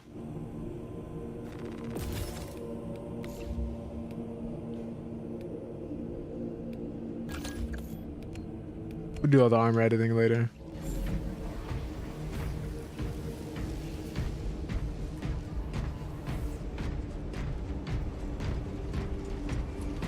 So the operations are mainly done in tandem with the missions. But I need to remember which main mission we had just did.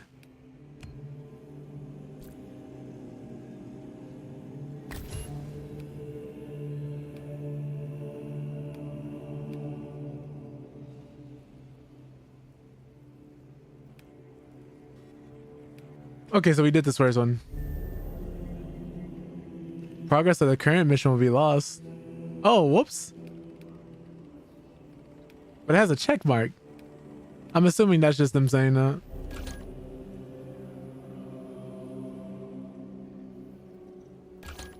What? Oh, because we did operations. We were doing operations.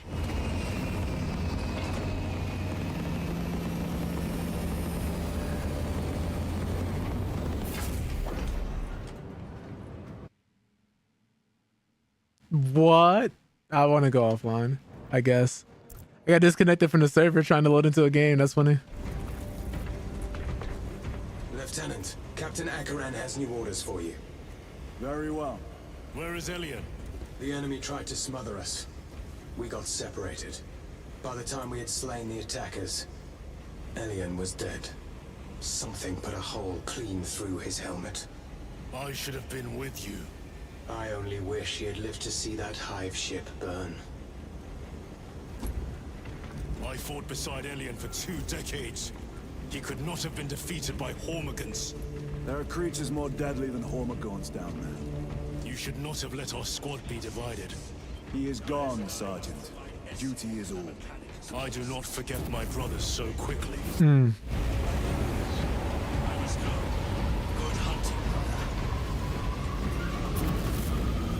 He wasn't lying. These guys are really glued to you by the hip. Orders reach down from the Primer.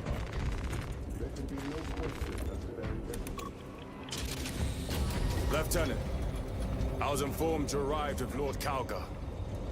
Did you fight with him on Vigilus? I've read through those battle reports more than 100 times. A masterful defense. My duty kept me busy elsewhere. Have an unusual service record. That is my good fortune. I want a scout recon of that position. Captain, get over here. It's crazy like the Space Marines are emotionless, but not at the same time with how the writing is. I have the Mechanicus on Vox. They can wait. This is Nozick Beta 12, the Mechanicus Archmagos. He should have been aboard this ship an hour ago, but he refuses to leave Kadaku without some data from his lab. He's currently in this Imperial Guard base. Reminds me how some people in the White Scars, Here. some of the Space Marines were depressed because they didn't have anything to do besides fight. That base will be over. So their Primarch made them start picking up hobbies. Nozick is a high And it worked. asset. It cheered them up, gave them something to do, Come out. gave them more personality. Mining facility. If we rupture the staging tanks, direct the flow into the valley, we can ignite the fields around the base. Boil them in promethium. I'll give you command of a small team to hit the staging tanks. 3 men. That's all I can spare. Brief them immediately. Yes, Captain. That guy's always like 3 men, that's all I can spare. Retrieve Mechanicus data. We are Astartes. Titus Delirio, make ready to depart. Standing by. Oh, there's some flying servitors over there.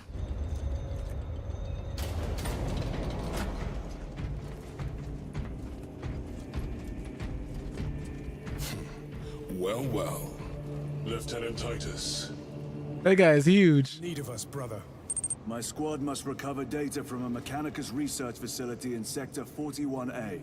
Oh, for sure, Shaggy. It's dope. Threatens to overrun both that facility and an Imperial Guard base to its east. You will sabotage a Prometheum refinery to delay their advance. We will not fail you, Lieutenant. Let us burn the xenos filth. Time is short. I will brief you on descent. Brother, Magos Gallio wishes to see you in the armory. Noted. Like just fighting Tyranid swarms, doing executes. Like it's all so great, Shaggy. It's all dope. Really dope. Hey, there's more people from Adeptus Mechanicus. I didn't realize most of them dress like this. How are you acclimating to your new status? I have no complaints. Intriguing. Predictions would determine a 0.9 probability that you would. I have pressing duties, Magos. Very well. Engage the armory terminal. I will see that you are suitably equipped for your mission. Looks like everything just runs on DOS. Indicate your desired war gear, and the armoring station will handle the outfitting procedure, though much has changed since we last met. All this will remain familiar to you. The Omnisire blessed us with clear-sightedness from the beginning. We offer blessings to this machine, that it may serve you just as it serves him. Give me the plasma pistol, actually. Not available for this operation. I hate it here. Give me the hammer. The war gear selection seems incomplete. This armory is comprehensive, but available options are those recommended for the current mission. Very well. My thanks, Magos. Galileo will suffice. We know each other well enough for that.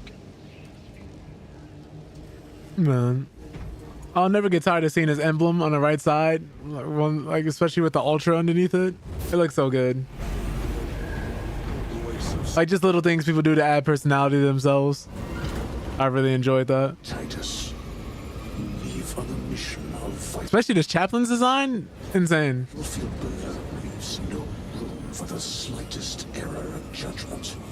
I am of clear mind and purpose. May the directives of our beloved Primarch guide your every action. I shall follow your progress closely. I will reflect on your words, Chaplain. But for now, duty calls.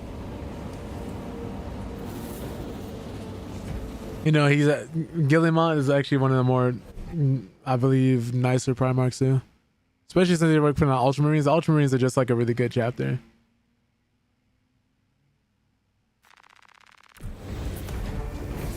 That pop-up was basically saying, like, as you're doing these missions, there's another squad essentially in the operations mode doing missions alongside you. So those missions you can play through too to find out how exactly it turned out and what they did.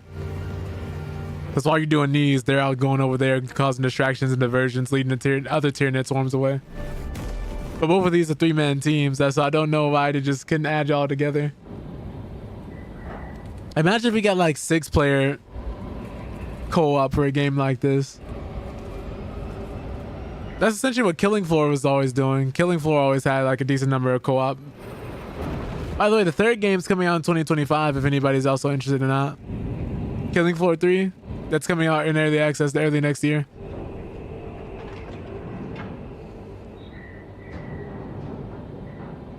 Really fun games. Like if you just want to turn your brain off and shoot stuff, Killing Floor has always been a great game for that.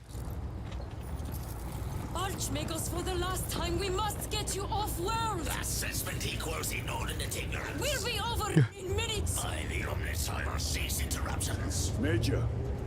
Akran finally sends me what I asked for. Archmagos, it is imperative you evacuate immediately. Detroit will not leave without the data. Get to my facility. I will instruct Servovox. Make ready to leave. This will not take long. Major, I have a second unit working on theory. Man said I ain't going nowhere. My lord, I've lost 3 squads trying to reach that lab. We think something's out there. Noted. The Emperor protects. The golden skulls, the wreaths underneath there, man, like it's just gas.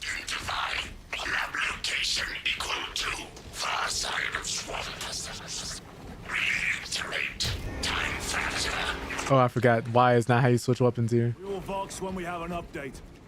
See that you do. This planet stench out of our armor.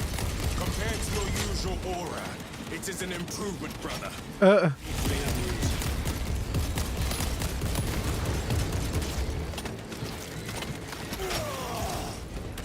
Okay. Talassa, the Cadians are running out of time. How close are you to the Prometheum facility? Just like he had the idea to just start punching it. Good time. We are going to need it. Yo, what's up, Bishop? Really fun. As someone who's like really into the lore of Warhammer, it's so nice.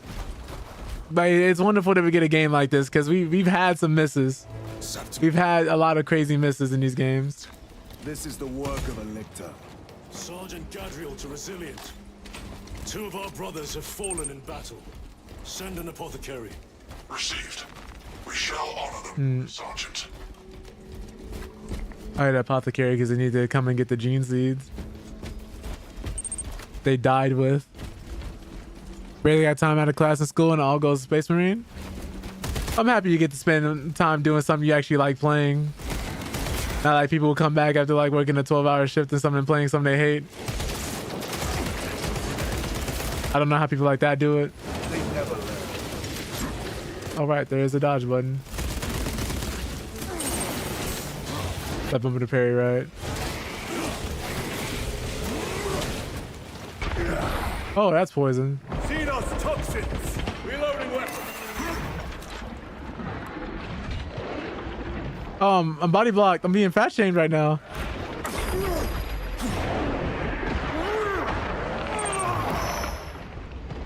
Bishop too buff. I feel it. Loving that for you, Bishop.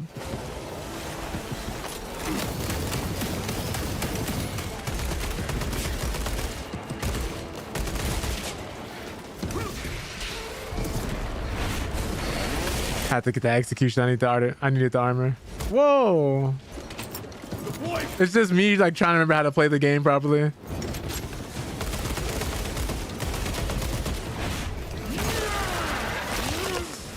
That's gotta suck.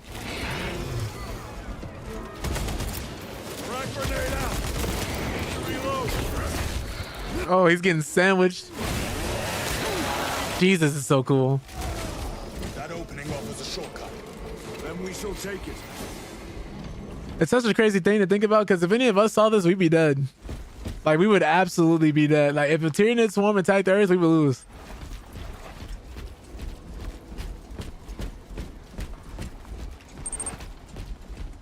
That Space Marine build?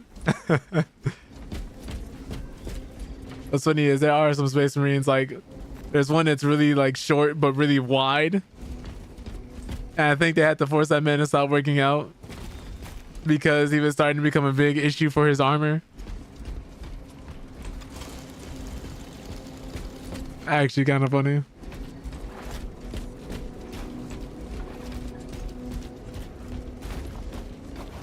I realize there's two builds I want. I either want to be built like a JoJo character or Resupplying. not a Space Marine, but I think like Saitama from One Punch Man. Wait, hold on a second. I forgot where to go. What's up, Matsume-san? We're just playing some more Space Marine 2. We were reading some gaming news earlier.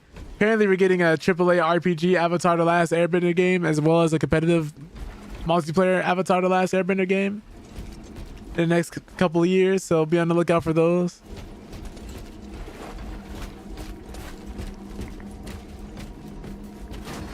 Oh yeah, I did see the PvP. People said it felt like Gears, but without the cover mechanic, which is why it felt weird.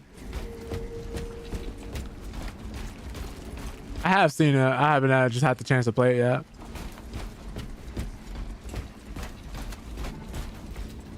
Speaking of Gears, is anybody here going to be grabbing E-Day?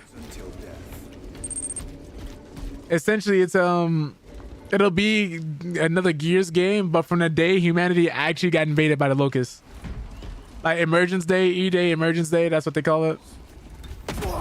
So you'll get to see more of the city and what Sarah was like before the actual war, before the Cog knew the enemy they were fighting. It's going to be more horror based. So I'm curious to get more and more looks at that. Wargear Prime. This beast dares challenge us. Stay clear of its web. It will not live long enough to live. Oh yeah, have you had the chance to play Heihachi at all on Tekken Matsume-san? This place reeks of death. And Bishop, have you? Oh, you said you've been playing Space Marine too, so I imagine you haven't had the chance either.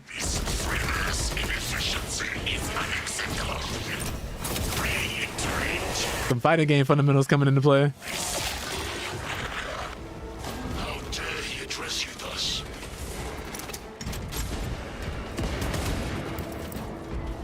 Just on imagining Spellbreak, that Magic Battle Royale.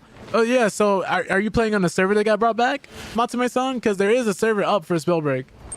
A private server that's being kept up. Same thing for Titanfall 2, as well as the official servers, which they fixed. And like one more game I'm thinking about.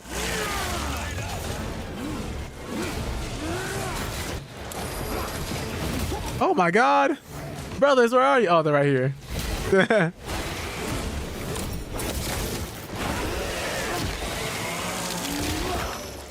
Oh yeah, definitely a Bandai decision, unfortunately, for sure.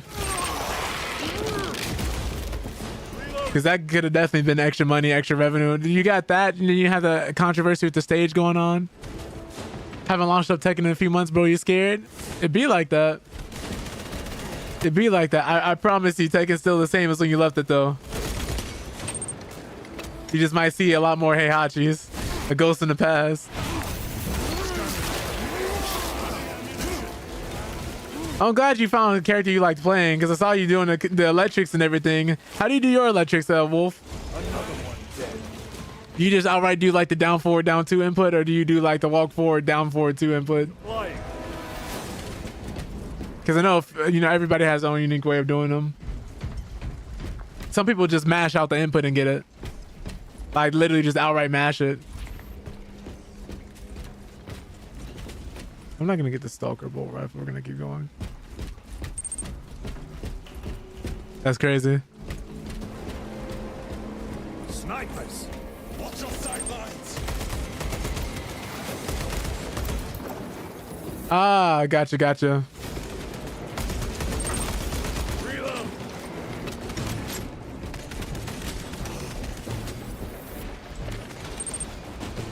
Kumu Electrics just come easy to me.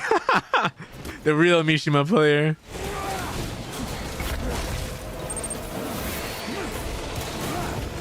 But yeah, no, that reminded me that Spellbreak was still up. Oh, that's a Spore Mine that just hit me.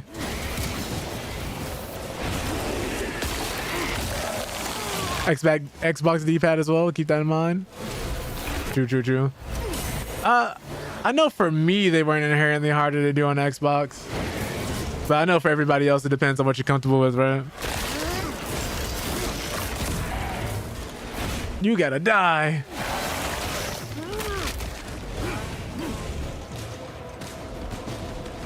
Restocking. You know me, I turn on that special style and get to going crazy. Let me stop. I don't know. Electrics feel easier to do in Tekken 8 though. Like if the input has always been the same, that means I could have always done electrics.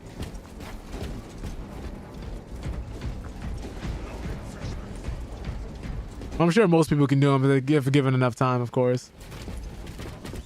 Taking out the account disabilities and things of that nature, like injuries.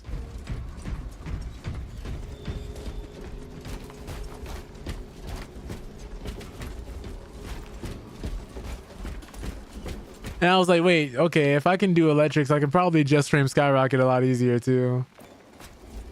Because I've always been able to do it on the right side, but with the right foot forward for just frame Skyrocket, it's just that left foot forward one, the timing's a lot more strict. We can cut through this bunker. Playing Harangue. One thing I don't think I'll ever put in the time to learn though is taunt jet upper. I don't play Brian enough to justify me wanting to learn it.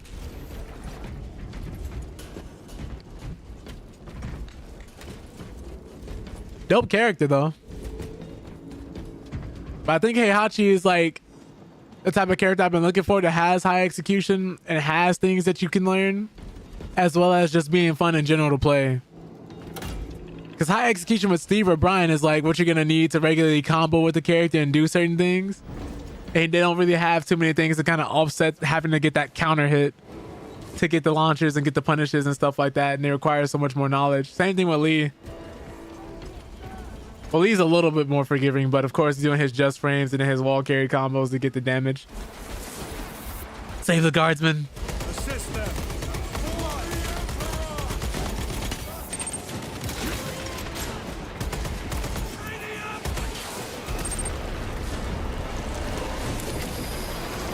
Oh my god. Get off of me.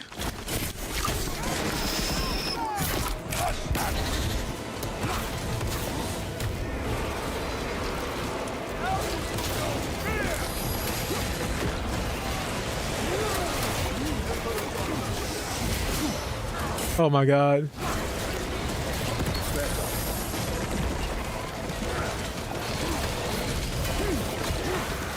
Oh, he has multiple attacks. Okay. You die here.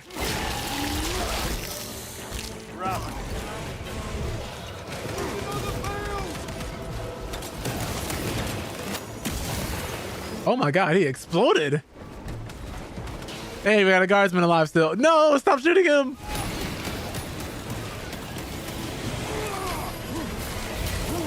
Ow.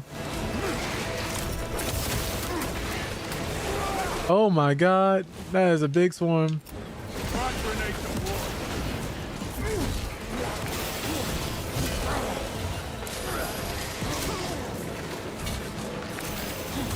Oh my goodness. The parrying is a little bit different here. Keep forgetting it's not always the moment you see it. Ah. Come on, hit me up. I have to wait a second. And then with these, it's instant.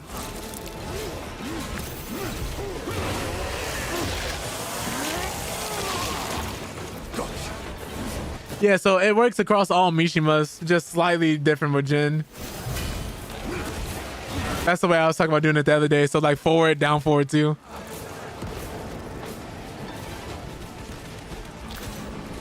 I think that's the easiest way. I think what to do the perfect electrics, you have to do it the other way. They died honorably.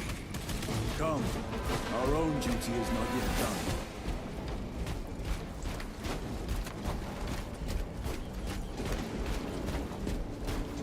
Not sure what the difference is between the two. I gotta actually look at this video.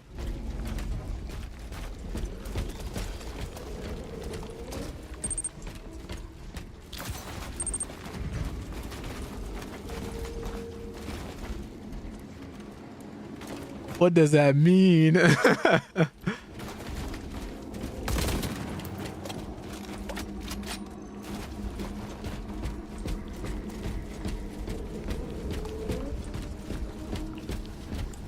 there anything else back here? No. Okay.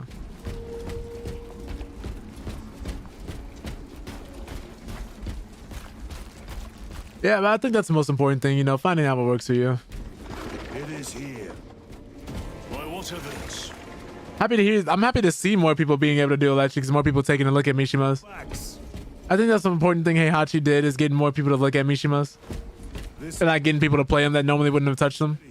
Come and taste death, vermin. Because like for me, it was like always a section of the character select screen I just looked past. I was like, yeah, I'm not playing any of them. Now that I played Heihachi, I was like, oh, I can pretty much play them now. If I wanted to. Oh, so mashing. Right. Gotcha.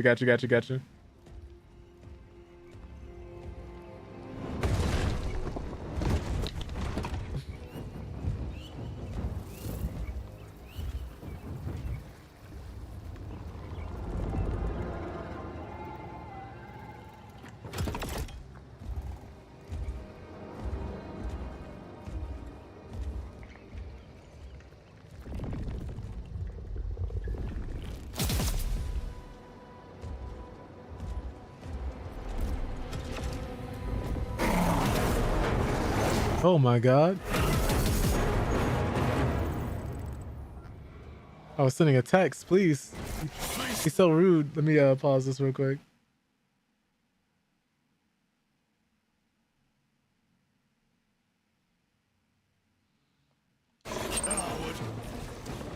We were out here with the Predator.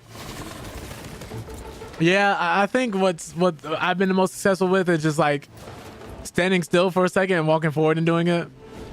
Because I think most of the time, if you throw out electrics in just a regular match, somebody's gonna run into them. Okay. Woo.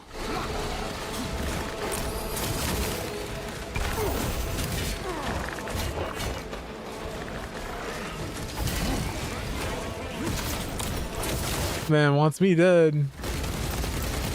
Okay, so he must have teleported.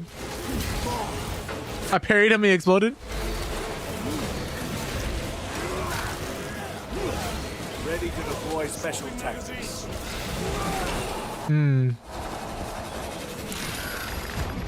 Oh, that was close.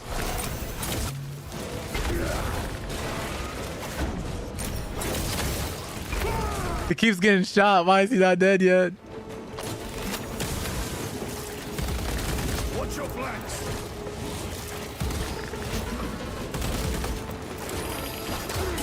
The one time I blocked. The one time I went to parry. That's funny. Whew. Oh, I didn't realize he had a whole health bar. I've just been fighting him like he's been some regular enemy.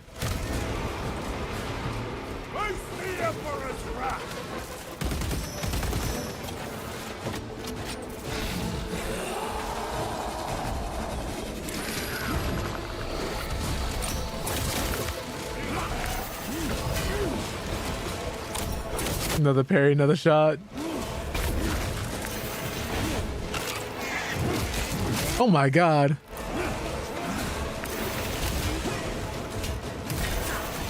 Nice. Please die. I don't want what you're selling.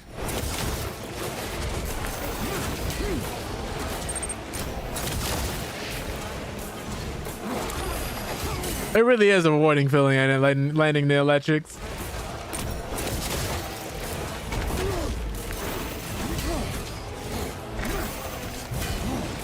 Leave me alone.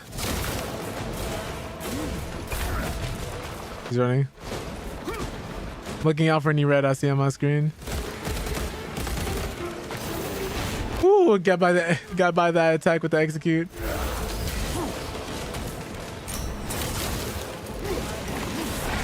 It's game over for you.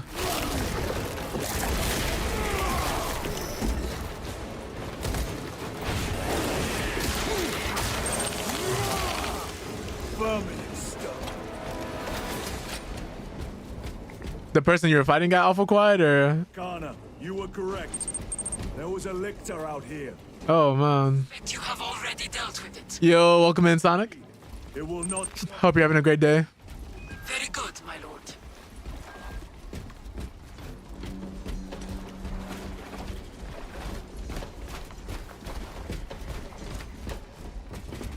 Resupplying. We were just talking about gaming news earlier. Some Avatar: The Last Airbender games on the horizon. Some of insight into what Blizzard has been doing behind the scenes and why they canceled their MMO and how that became Overwatch, and some other things as well. Now we're playing some more Space Marines too.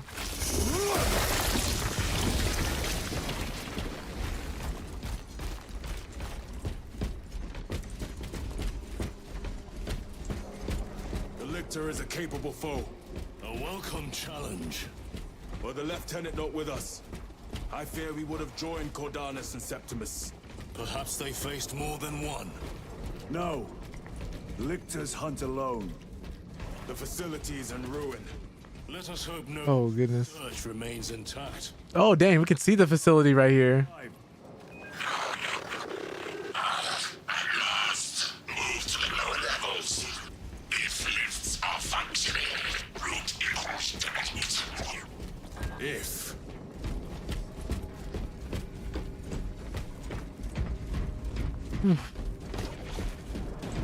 I guess that goes partially into the argument too that some people just hate guessing how certain things are treated as 50-50s, and why some people keep calling it Casino Tekken.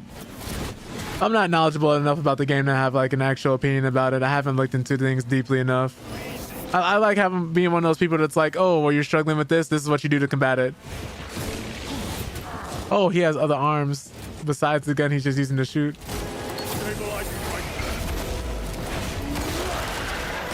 That's what I do with MOBAs and other stuff like that too. If somebody's like, oh, I'm having this problem with this particular character, I'm like, okay, if there's anything you can do, here's what you do. But you know, not everybody's trying to hear that. Sometimes the solution is just as simple as like blocking or not getting up on wake up. Enemy presence. Or rolling out the way or just being patient. Especially if you know they're doing everything. Not everything people are doing plus. So it's like even if you do like the demon's ball. Patience a lot of the time will win you a lot of these different rounds and situations. But of course, you know, varies from person to person. What works for one person may not work for another, and somebody has to figure out that solution on their own most of the time. Unless they're seeking out coaching. Which is one of the things coaching helps with, seeing you get solutions faster. And having somebody actively guide you through something or someone to bounce your problems off of can help a lot.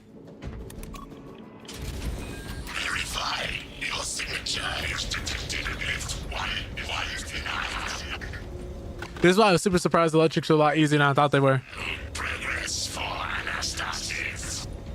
Spare me the insults, Magos.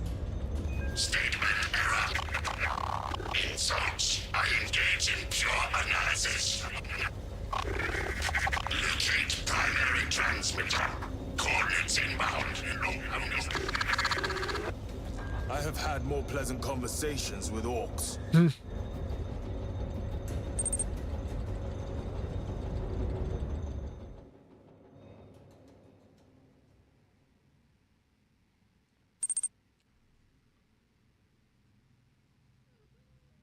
Yeah, you're talking about the one to flip people over if they're just waiting. Yeah.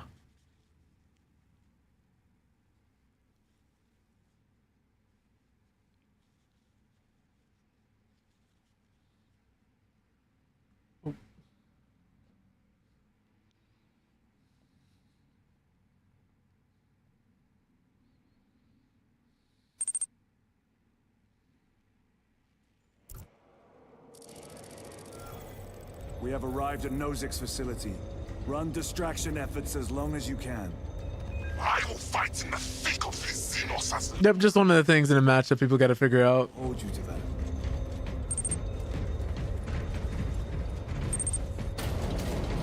Brother, they got inside his armor. He just Oh. This Pyoblaster will serve us well against Rippers. Guess we'll use the Pyroblaster. Brother Decius has fallen. Received. Location marked for apothecary. Our brother's sacrifice will be remembered. Rippers, here they come. Ranged weapons only. Keep them back with the Pyoblaster while we thin their numbers. This thing's about to overheat. Yeah, these Rippers can actually start taking over people too. Like, they can turn a man to mush in seconds.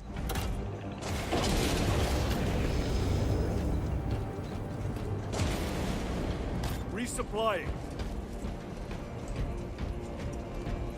Loading fresh medicine.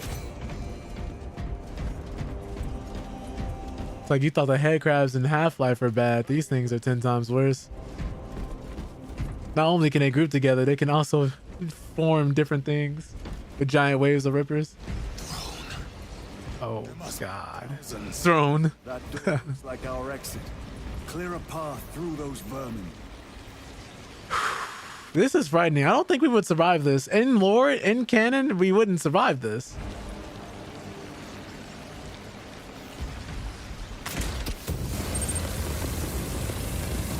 Like, these three Space Marines would have been dead a long time ago.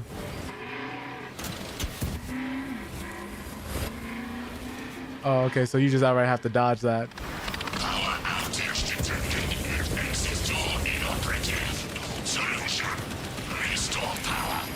Why couldn't you tell us this before? Need instructions. Power system controls at your current location.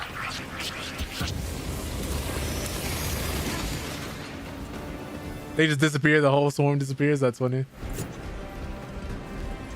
This is a good thing I decided to take this. Selves.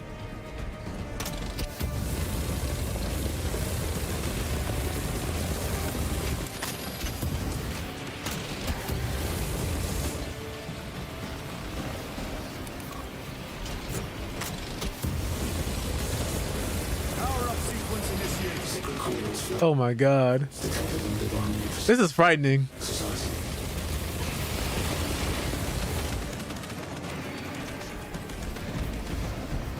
Restocking. They are pulling back. Be prepared for their next attack.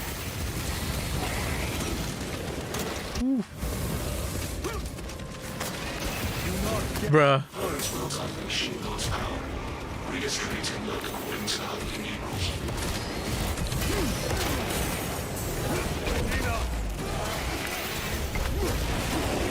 Die. Vermin stuff. Oh my god, they're ripping me apart.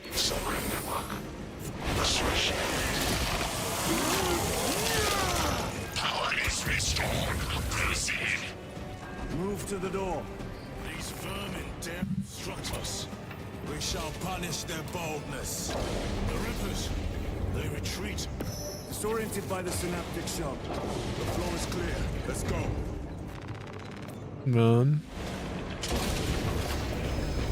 I would not be able to stay calm through all this. Oh, I actually shot him. Nice.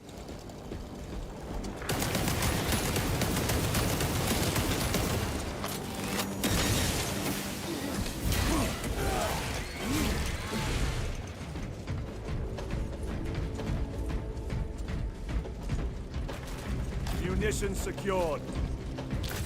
Medical stims definitely needed that.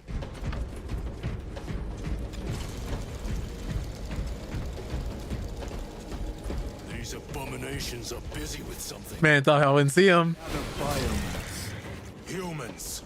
Dissolved and collected later. Oh my god. Tubes lowered from orbit. What's up, Nightmares? How you doing? Hope you're doing well. The sooner Really nice to see you. these horrors, the better. Apparently the enemy we're going against right now has been collecting humans, organizing them for biomass, which is pretty par for the course. That's what Tyranids do.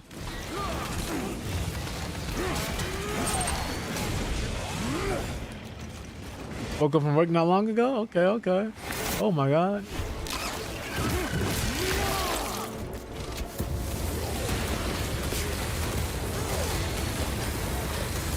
Are you crazy? Are you out of your mind? Decent, decent. Work has pretty much been the same for me, honestly, if I do say so myself. Just been chilling for the most part besides that, though. Learning a few things, you know, taking cybersecurity courses. Trying to get through that as soon as possible. I've just been so busy. Inadvertently ended up recording a tutorial the other day for how to do electrics and Tekken, so I'll be posting that sometime either this weekend or Monday, if I can get the time to do so.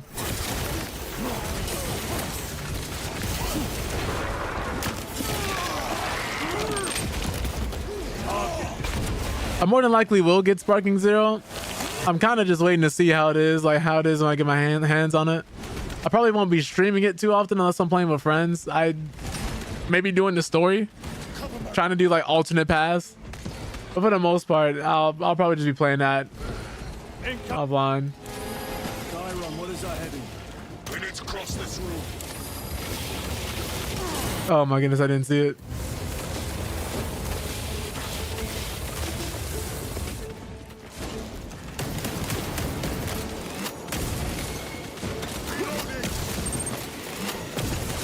Oof. Another one dead. Special tactics ready. Munitions secured. Might get on PC over PlayStation 5? Really? What makes you want to get on PC instead? It should largely look like the same game. Yo, I know it's not crossplay though. It is not crossplay, that I do know. So that's a little disappointing. Well, that's really disappointing for a game in this day and age to release with no crossplay.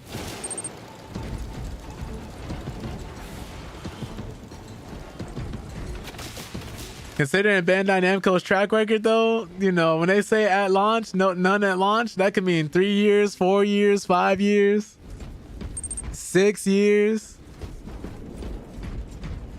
Their track record is horrible with implementing crossplay properly.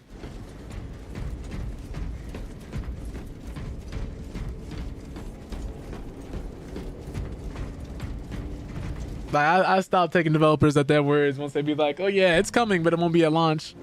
Like when Halo Infinite was supposed to get split screen, and then it never came, and then it conveniently just left that out and just stopped talking about it.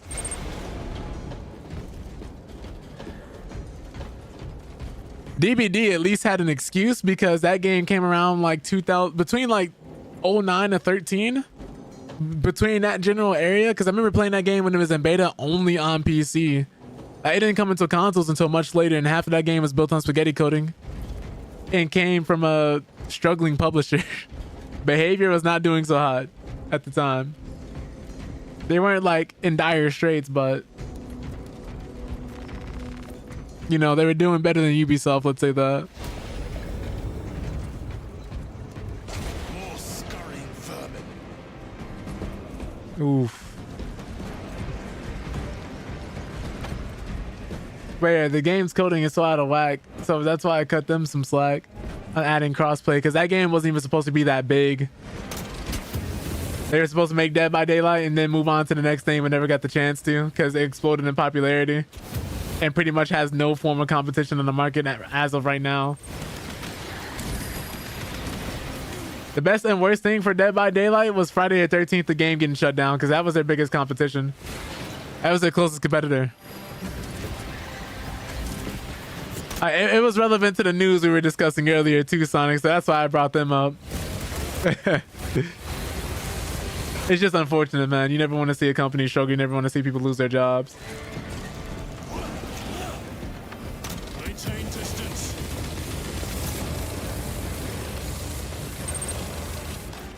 Friday the 13th was so good. If not for that lawsuit, they'd still be around today. They had plans for content and stuff. It had to get scrapped. A moment, brothers. You have to keep pyroblasting them.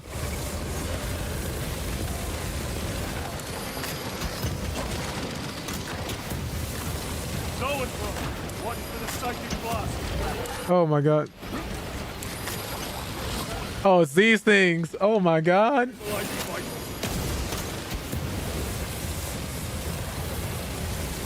We gotta get out of here.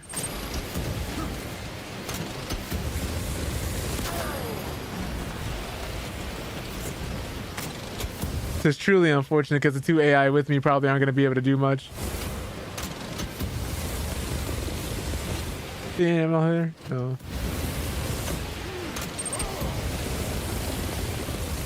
Talk about Friday the 13th, the game.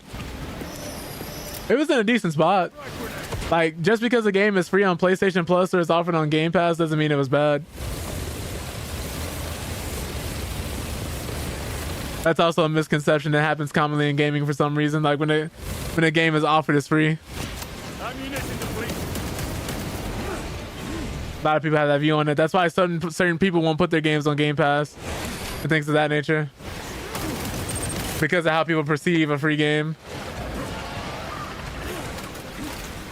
We gotta keep going. There's a power blast. Oh my goodness. Oh, the other game they made, Predator Underground's game? Well, that's making a comeback too. They're remastering it and putting it on PS5. It's not the best thing in the world, I will say that.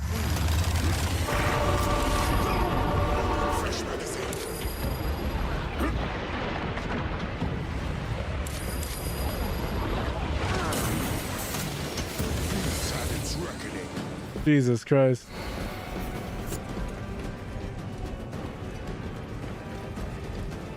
I believe they've also made Killer Clowns from Outer Space, and that one I don't think is doing the best currently. Dead bastards. By the Primarch, we have sent a mighty pyre this day. Tyranid biosigns down 90% and falling.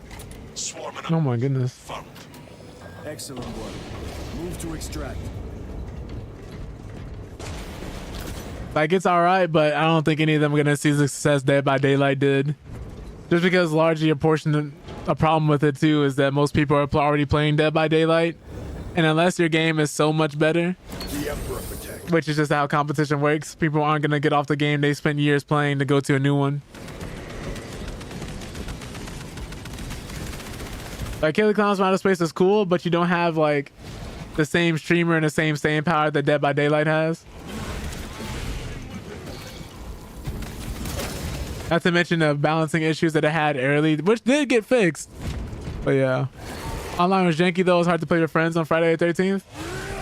I can't speak for everybody else's experience. I can say mine wasn't that bad, but I wouldn't be surprised if it was buggy from here and there. It was working fine for me though. For the most part, I did get some disconnections here and there, but largely it worked fine for me. I do remember the point in time where there were like issues where we couldn't get a lobby to work.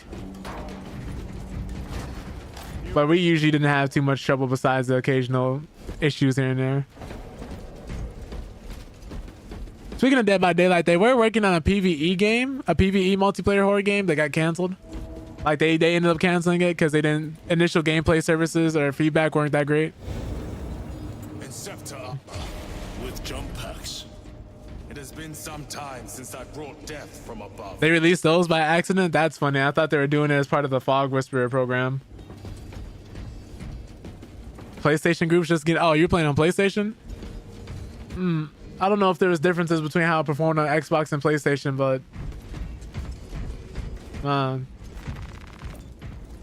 that's unfortunate. I'm sorry to hear that. Archmagos, we have reached the transmitter. Oh God, that's a lot of rippers. That's death. Here we go. Transmitter at 0 state of charge. The technology in this universe sucks so much. It's great, but awful at the same time. Repairs myself. My electric work system is in your honor. Will that interfere with operation? Negative. And keep close proximity to the connectivity range limited. Archmagos, begin your work. Establishing connection. Tyranids incoming. Oh my God.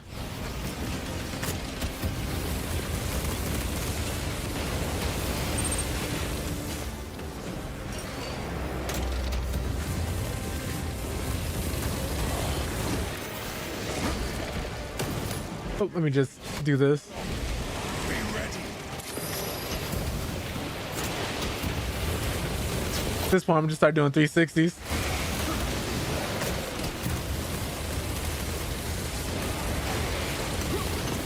Gotta keep these guys back by any means necessary. War gear prime.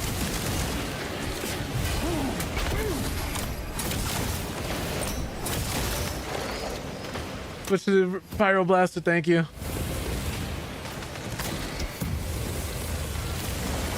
Generator equal to full state charge. Activate objective. What is happening?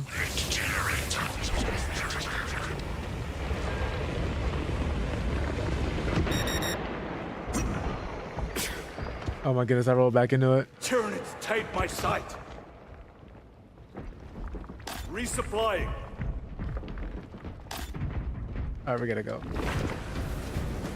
Oh, that lasts for so long. Oh!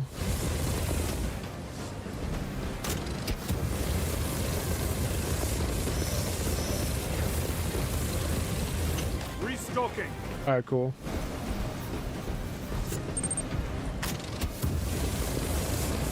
Gotta blow them back. Gotta keep them scared. Resupplying.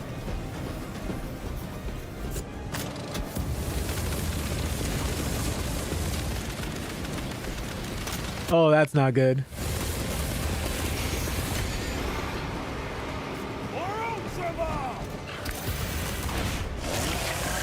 Imagine just jumping face first into a chainsaw. That has to suck. It's like something that would happen in Evil Dead. Do you guys remember that? Did you guys get a chance to play that one, the Evil Dead game? That one was great too. It's just unfortunate, man. More than half of these, like, they had some decent ideas, but either poor execution or just a lack of a player base getting them a try because they have the grip that Dead by Daylight had on the community. And I can't lie, some of them just weren't that great or like had crazy bugs and glitches.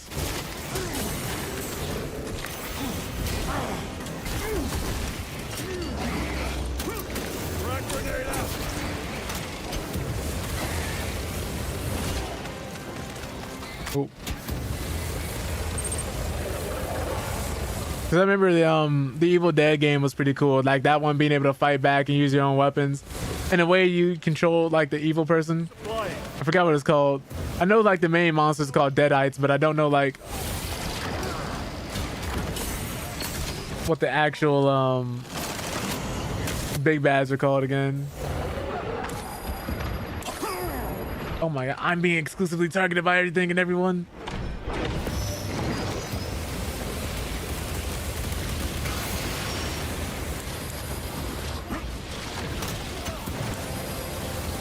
Hopefully my teammates do something. Generators activated.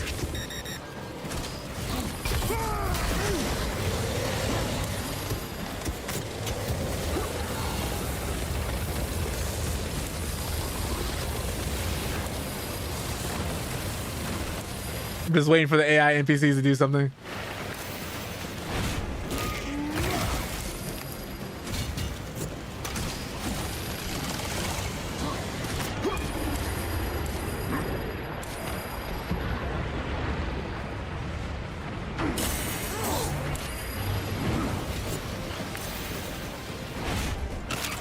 Oh my goodness. Restocking.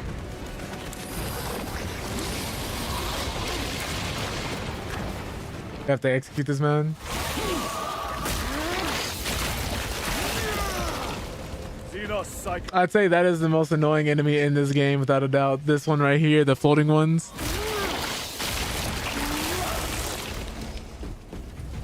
At least they give me the most trouble. Swapping magazines.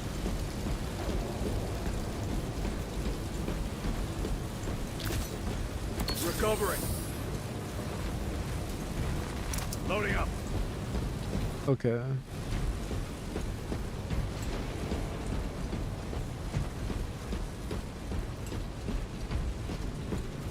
Give me another one of that, please.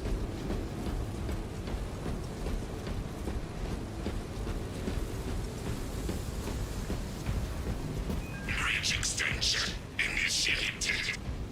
Activate control room console to commence transmission.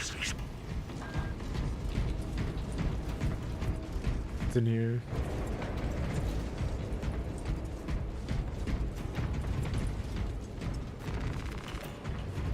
Okay. Analysis transmission active. Data incoming. At last. Care to tell us about your research, Archmagos? Denied. Classified. Leave such matters to me. That's not suspicious at all. Report. Transmission complete. Your assistance is no longer required. Major Sarkana, please escort Nozick to the Thunderhawk and get him off world. Yes, my lord.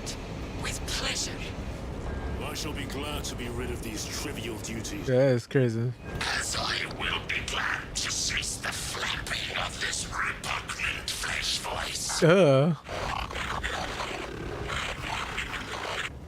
Time to go. I know they hate anything flesh related. It's just hilarious.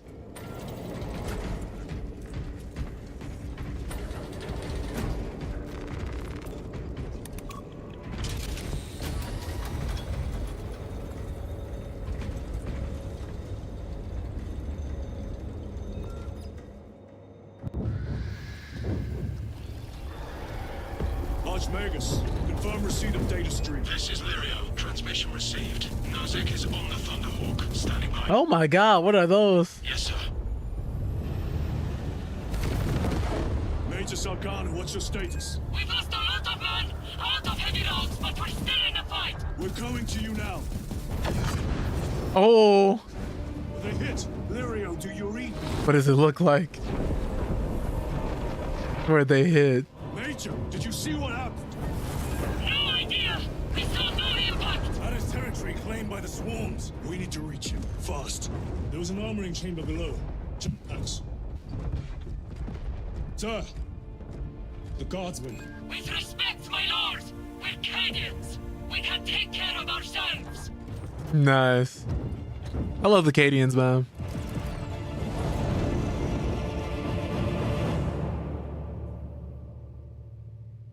They've been through so much. The Tyranids will swarm the crash site. If Nozick is Okay.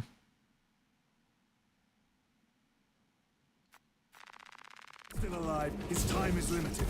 Our brothers aboard that Thunderhawk will make quick work of the Tyranids. I hope they survived. Do not admit such a thought. Too many of us have fallen today. We are at war. Death waits for all of us. Is there anything back here to explore, or do they just have a path out here laid out just in case? Plasma Fist, I already have one of those.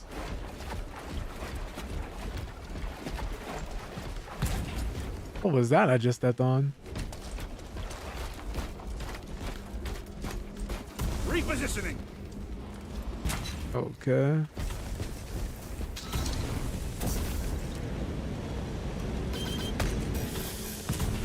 I forgot how to do the ground pound. Oh, it's the right melee button, I think.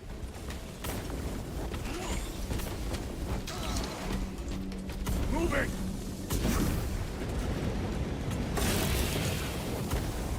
So it'll go straight to the point. Okay, I just need to see that.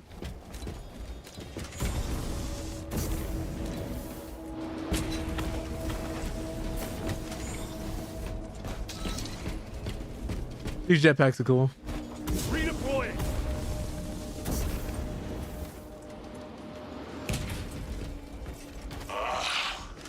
Xenos vermin! Take full advantage of the jump packs. Come down upon them like lightning bolts. Oh my god. Y'all way too big for this. Imagine coming across this guy and he's like, oh, okay, cool. I'm gonna just go. We have the high ground and everything. And then you find out they can fly. Oh, that's terrifying.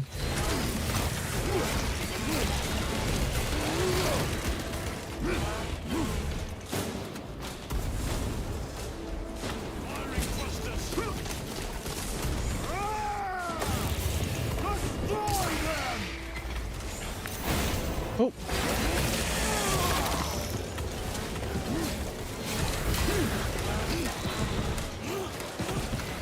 Reloading! Engaging front! Okay, that works too.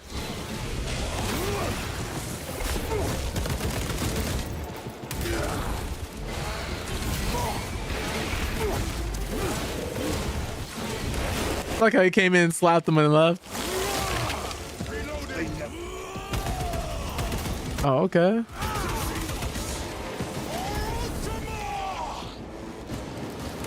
I forgot the hover. Forgot the hover.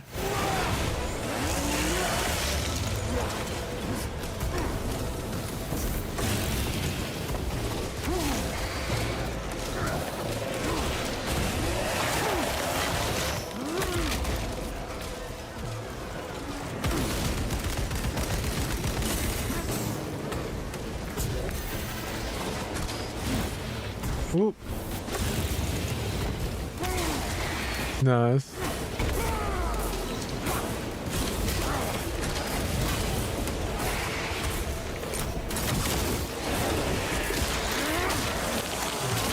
Just gonna keep jumping on people. He just steps on their foot.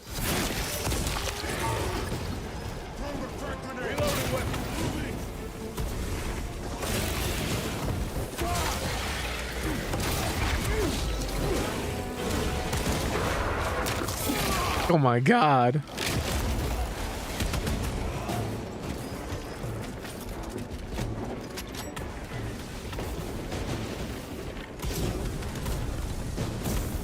Oh god.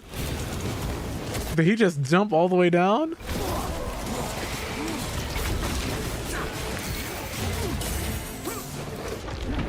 Xenos toxins! Oh my god.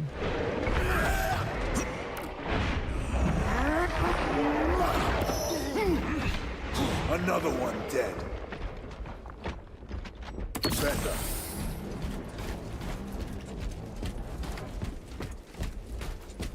Switching magazine! What else is over here? Ugh.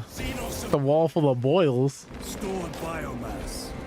That's nasty. The crash site is on the other side of that. Biomass. Too high to jump. We have melter charges left. Place them strategically. That sounds like fighting games, Wolf. Yeah.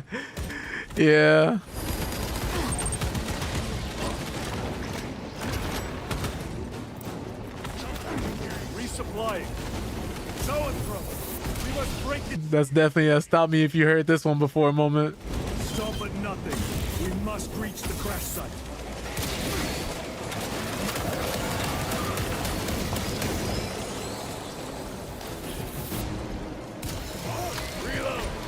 What makes you bring it up? I'm assuming somebody just hit you with one of those.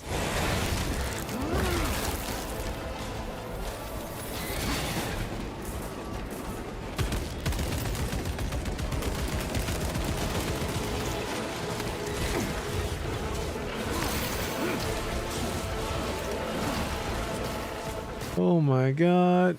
I need to deal with you first. Oh my god. Forgot there's still the people above me. Redeploy.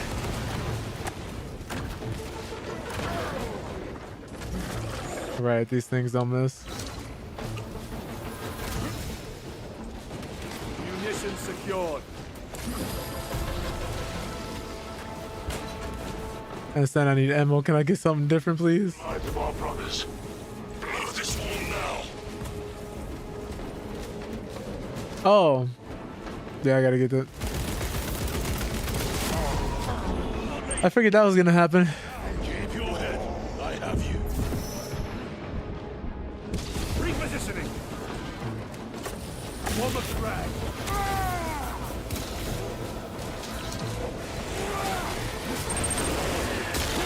We are wasting time. Get those charges in position.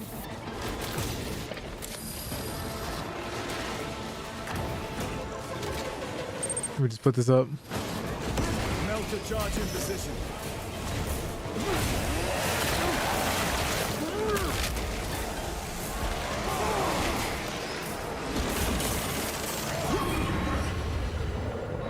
Stabilizing vital. Oof. I mean, is that something you guys casually do with each other? Or was this like, you know, unsolicited? Was the advice helpful? I just don't really understand the dynamic here.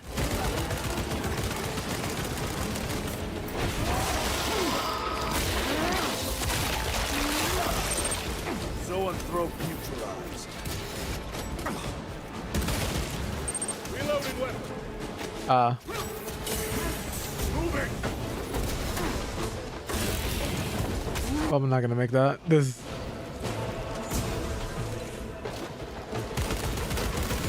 I gotta slow down when I'm trying to jump.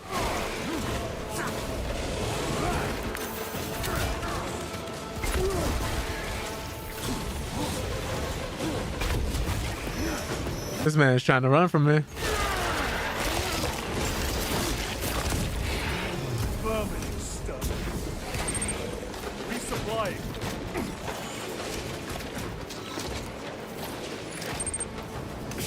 Explosives ready.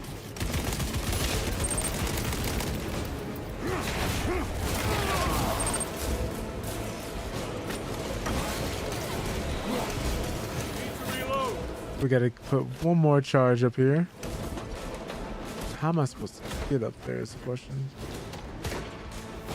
I'm guessing this is, oh my goodness. I was holding forward slightly, that's on me. Okay, no, maybe not.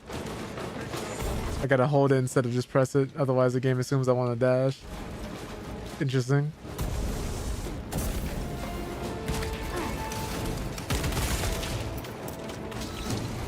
I need this execute.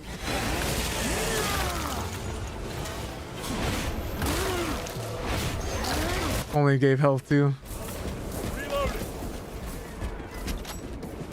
Engaging thrusters.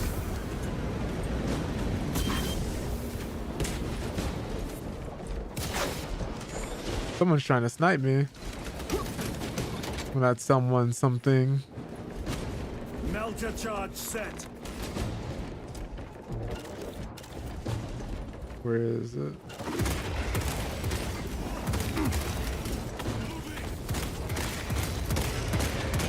Changing magazine.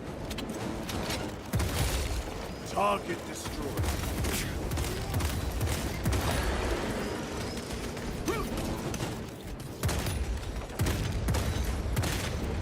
All right, that's enough of that. Very good. Moving. Reloading weapon. Oh, did not want to do that. Whoops.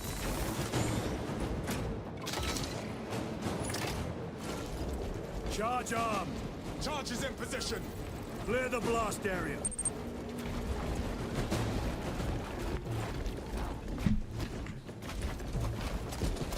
Resupplying. Blow it. With pleasure.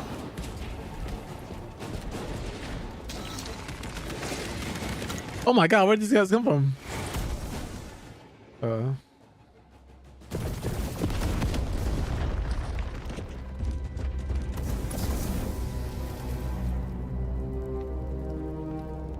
These all dead guardsmen? They are.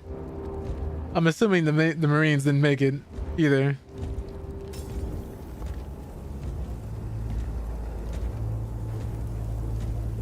Ooh, yep.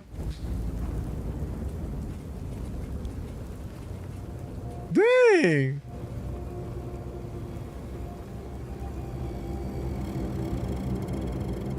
He kind of had it coming. Chaos. Oh yeah, these are chaos inscriptions. The area.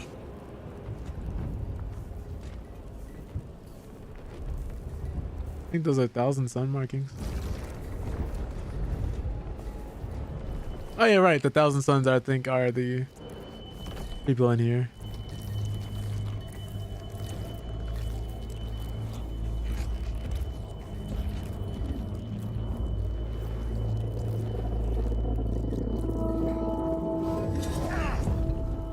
That was like, looks like this wasn't a Tyranid doing. I'm fine.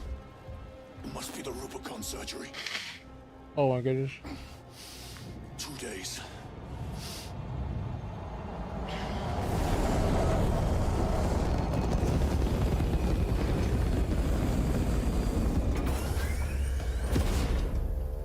Find it! Hurry! We should go. I said I'm fine. Nozick is dead. Mission is over. Whoever did this is long gone. That is unfortunate.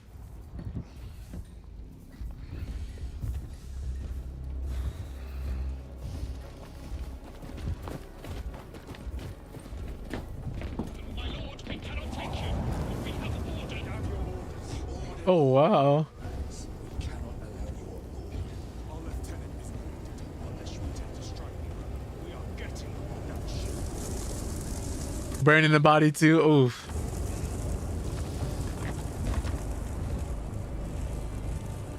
Can't let that chaos get tainted. Can't let that chaos taint anyone else. What is that?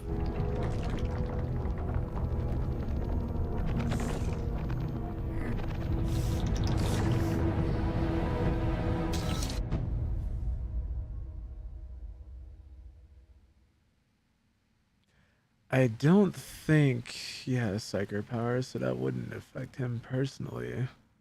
I think.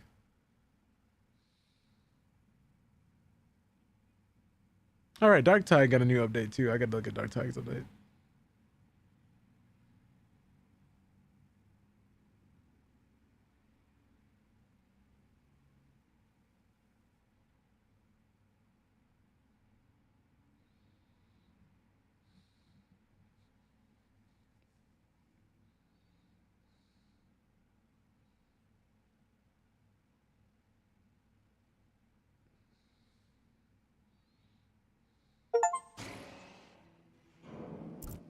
Ooh, new achievement. Holding something. Akaran will not deceive us, Gadriel. I discovered the Chaos Presence. Seemed Titus served previously. And why is he back in battle so soon after such grievous surgery? Sergeant Ventiad spoke of a Death Watch team that deployed a virus bomb on Kadaku. Perhaps our lieutenant was one of them. I am far more concerned with what we just saw at that crash site. Oh no, they're snitching. Lieutenant. Brother, are you recovered? I am. The apothecary should run a diagnostic. I do not have the need nor the time for such a process. Magos Gallio also expressed his concern. Consider his counsel, if not ours. If there is any risk of recurrence, it puts the whole squad in jeopardy. It's not wrong. Can wait. I must speak with Captain Akaran. As you command.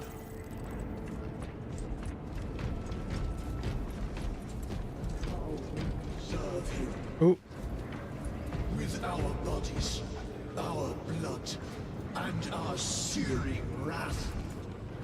man is laying down a whole sermon right now. Gift from him, and we shall use it to serve him only. For he is the light of mankind. His is the one truth in a galaxy of falsity. To me, that's the scariest part of Warhammer, the religious zealotry, By the machine cult. the unwavering belief. Relief to see you on your feet. Heard you took a turn for the worse. Such reports were exaggerated. I'm glad to hear it. Your efforts in delaying the swarm were admirable. It was a sight to behold, brother.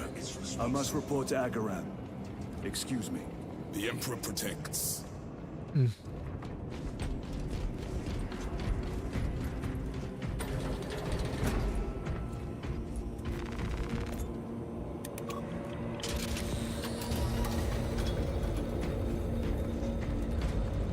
I wonder if it's different buttons every level, or if it's the same buttons they're secretly pressing. Was that truly the work of the archenemy? It was not clear to you. It may have been only a handful of fanatics. A handful of cultists could not bring down a Thunderhawk. He is right. The archenemy is here. They chose to reveal their presence. There must have been a reason they wanted Nozick dead. Definitely.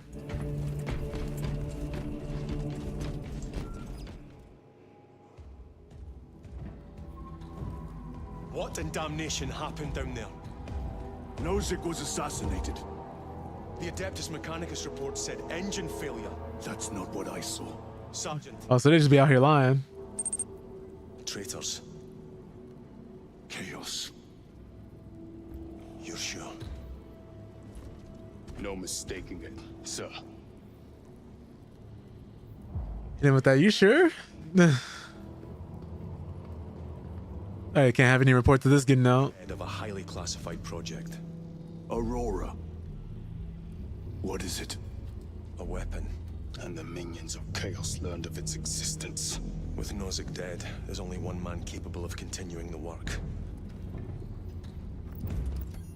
Morius Luz, Nozick's apprentice. He is currently missing. His last known location was a Mechanicus facility on Avarax, one that is now overrun with Tyranids. This will get you into the cogitator within the facility. You can access Luz's tracker from there. We are on course to Avarax now. I want you ready the second. So I guess they're using a Tyranid invasion as a diversion? Sir. What was on the ship with Nozick? What concern is it of yours? The Mechanicus seemed eager to retrieve it.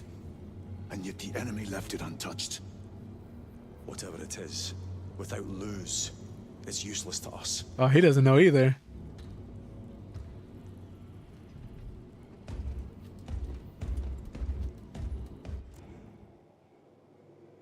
Lieutenant, the journey to Avarax will take time. Enough for a brief diagnostic. Very well, if it will put you at ease. Magos Gallio will be in the armory. I said we ain't going anywhere with you until you get looked at.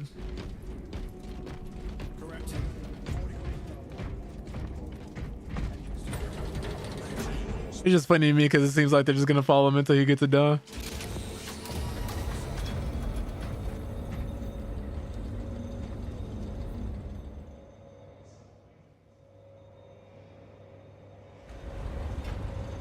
How did you know about Aurora?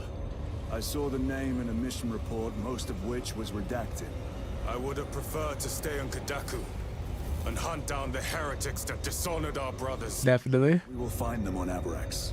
Unless Luz is already dead.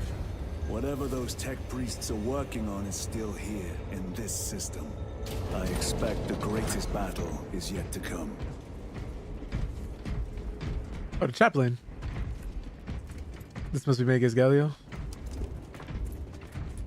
Titus. I Oh, wait, no, he's not. Just upon encountering the tainted wreckage, I am concerned. A mere side effect of the surgery. I am fully recovered. Sergeant Gadriel, I trust that you will be close at hand should your brother suffer any further episodes. Yes, Brother Chaplain. If the He does not sound happy about that. indeed present, any weakness could grow into a cancer of the soul. Bind yourself to the pages of the Codex, and it will shield you from the glare of heresy. My faith is without compromise. I will not waver.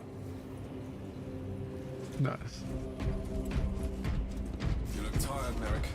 I have not slept. Extended to 22 hours. Slept in 2 days. It's only procured a supply of recap. If you can scrounge up a couple too.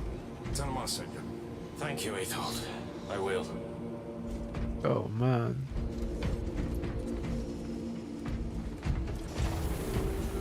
Magos Galio. Titus, Oh, I forgot him already. on Kadaku. I am greatly concerned. It was brief. Likely a result of the surgery. You suffered catastrophic damage to a number of primary organs at the hand of that carnifex. What? In that state, you underwent radical surgery. Your body was ripped open from head to foot. If some error was made and remains undetected, it could cost you your life. Brother, we cannot afford another episode. Man, some of your organs exploded. Carriers may not have time for a thorough diagnostic, but they've given me their sanction to do so. Now settle in. This will take time.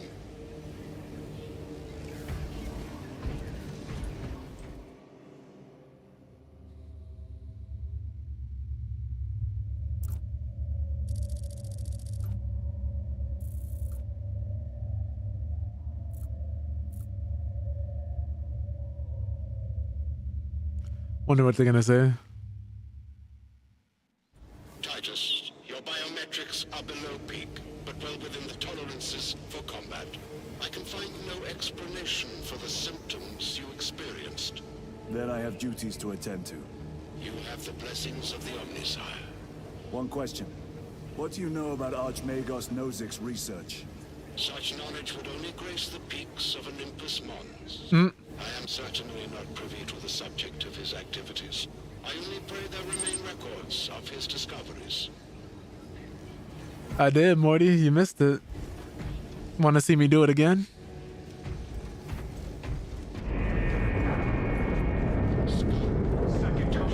But how you doing? It's nice to see you. Hope you're doing well. Time to go. I hate him. Hope work still by fast for you, sir. Even though you can't hear me. This will be the last mission we do, then I'll head out after this one.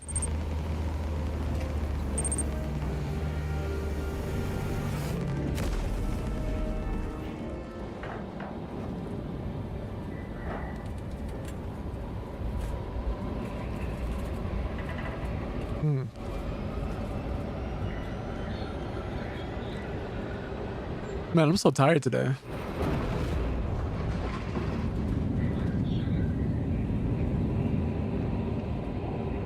Stayed up a little too late last night.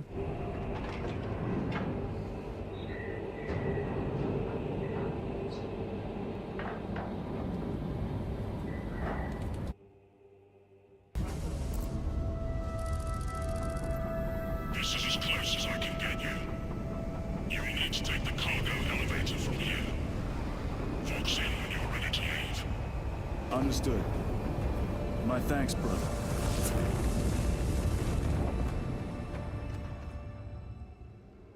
The lab is within that spire. All right. Cargo elevator. Look at all Ooh, look at that scale, man. fight. Shame to miss it. We should be down. Oh my god. Rest of the company. We will be soon enough. That is terrifying.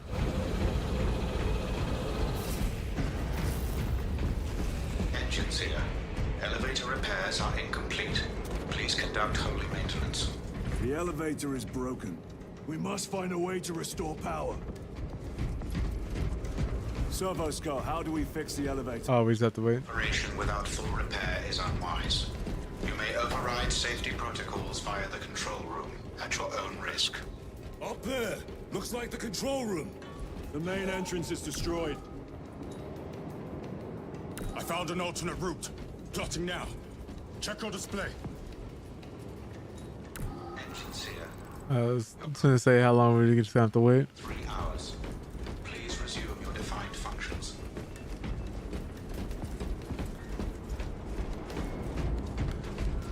Guess what? Are we going back here? Or is he gonna guide us? Warning. This is an active work area. Bruh. It is closed to undesignated attendants until lift repairs are complete. I guess that's like the automatic message. They weren't expecting a full Tyranid invasion to occur. A bunch of people to die. Oh man. Destruction. Another Tyranid in sight. They're here. Watching.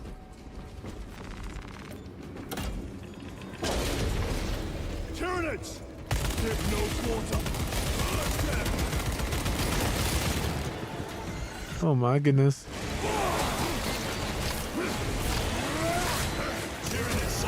No, their eyes are glowing red. That means one thing. The one enemy I hate the most in this game is up here. At least so far. Oh my god. What you call this? These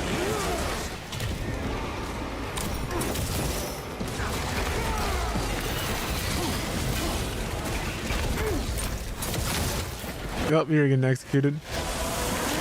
My god. Look at these mindless creatures. Dare to attack the Imperium. Hey, the last person to mistake the Tyranids for mindless almost lost the war. They're a lot of things, but they're definitely not mindless.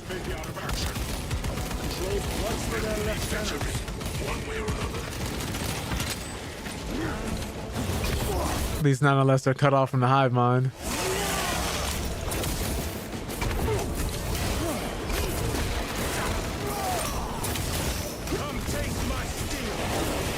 Oh my. Just dying.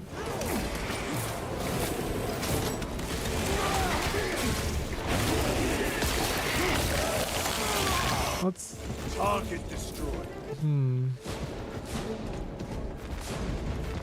I am his until death.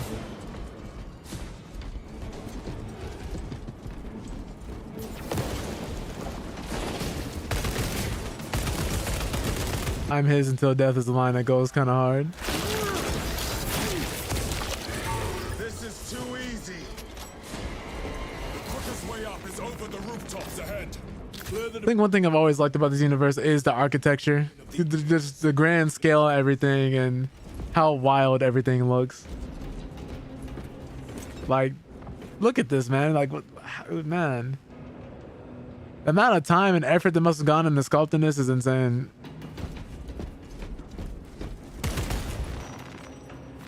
I didn't expect that to happen.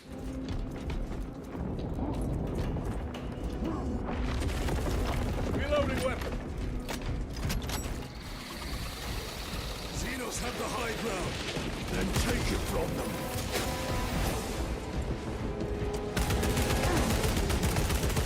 Fighting a little uphill battle. Okay, so we can't go that way. Forgot I wasn't wearing my jetpack for a second.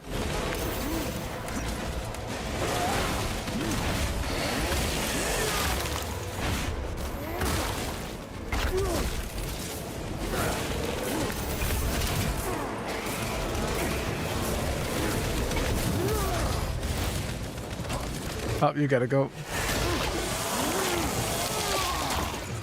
Another one dead. Changing magazine. Now we have the high ground. No, he took the execute.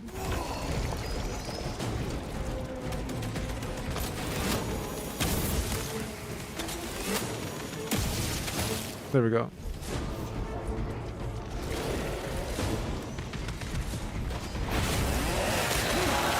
I guess he saved me that one since he knew he took the other one.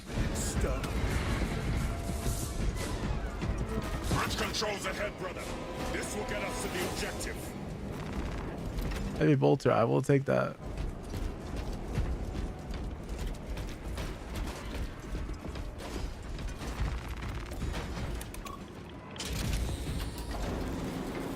Gears are grinding like an orb contraption.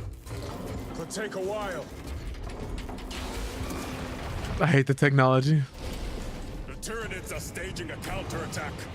Eliminate them.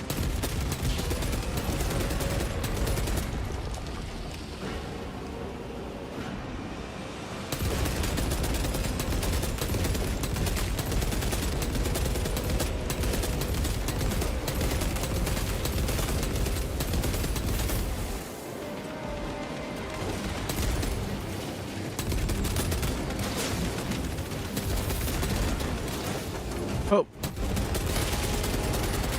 My goodness. I swear I'm the only one on the team. Ready to deploy special tactics. That's fine.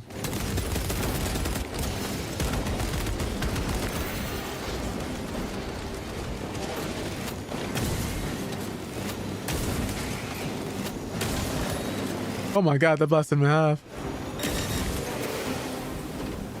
Better. Frag grenade out. Reload.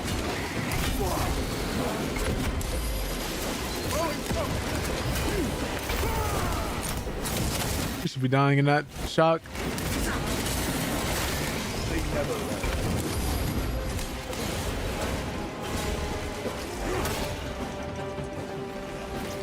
Resupplying. Oh my god.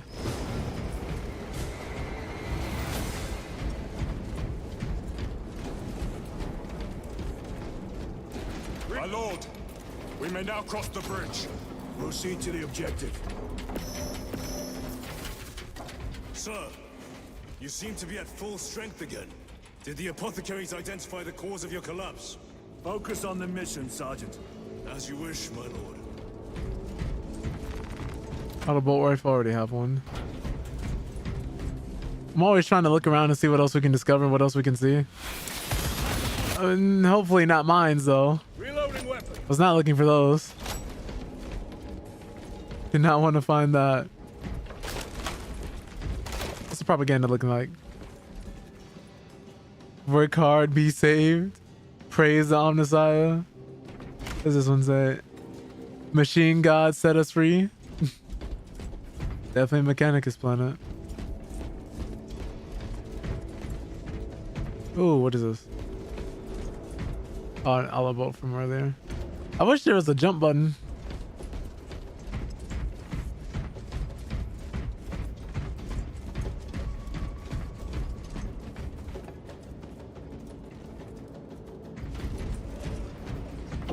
Control room is on the other side of that door. This is it. Dead Tyranids. Controls to restore power. Oh, and some dead guardsmen. They're putting in work.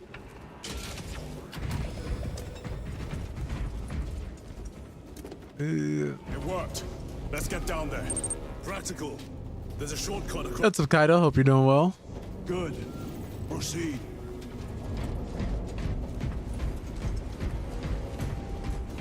What motive do these creatures have to attack this facility?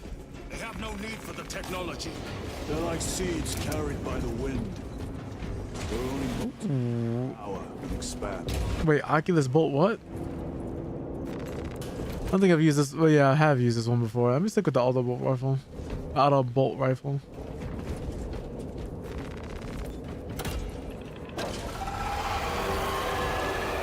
Oh god, that's frightening. Imagine that being the last thing you hear. Alright, there's no way that platform is gonna support my weight anyway.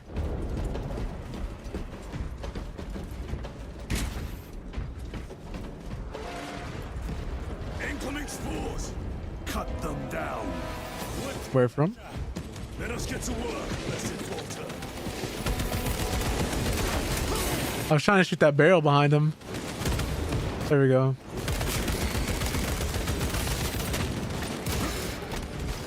I didn't realize we would kill him just for him to be replaced with another person.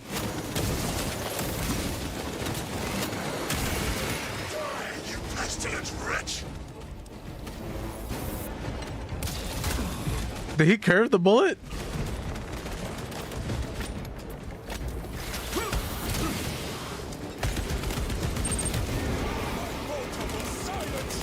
Yeah, for the time being. I don't even play with my friends, but I'm just doing an offline campaign right now.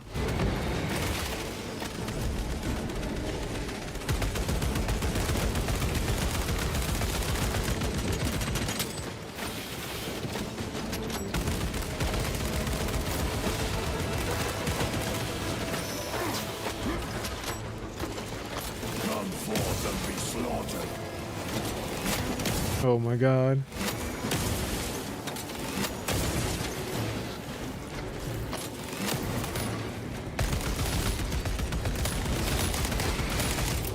Frag grenade deployed. Y'all gotta go. I'm mad because I want to grab this ammo, but this thing is covering it. It's gonna blind me if I take it. Like trying not to touch the stove, but the stove might be hot. Munitions secure. I guess a more apt comparison would be trying to eat food when you know it's hot, but it's still really good and you can't wait anymore.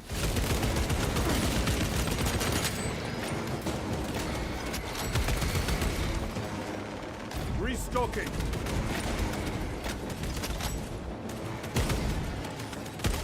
Enemy destroyed. Clear that obstruction.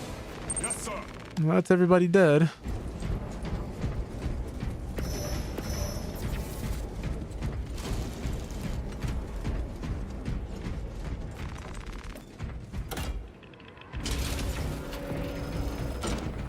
Through that opening.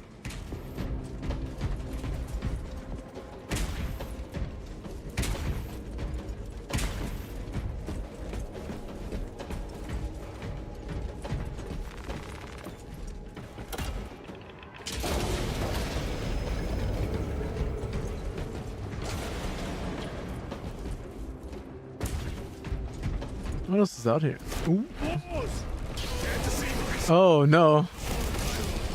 You wish for me to humiliate? Blocked super late. Oh, I hope your bolter works better than your memory.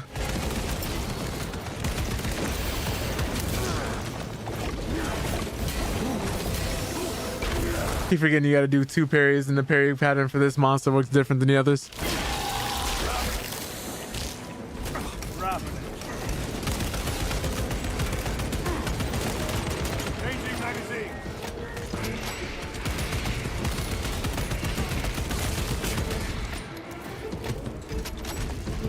Dang!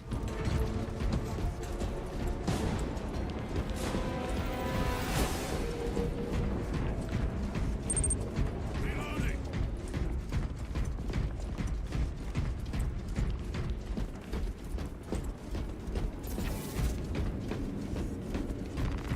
Oh, what else is here? Yeah, it's the same button pattern every time. Interesting. These aren't even numbers, I don't think. This I platform. gotta brush up on the lore some more. Expect a bumpy ride. If I'm not mistaken, you've had bad luck with cargo elevators. That was a long time ago. I prefer not to discuss it. You made it out alive, which is more than we can say for the orcs.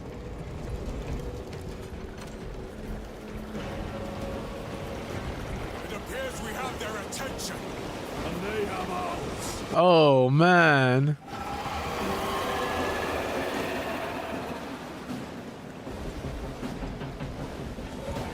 Reminds me of the Krill from Gears of War. Oh, it's not actually coming our way, is it? Oh, definitely ain't about to miss us. Protect those chains.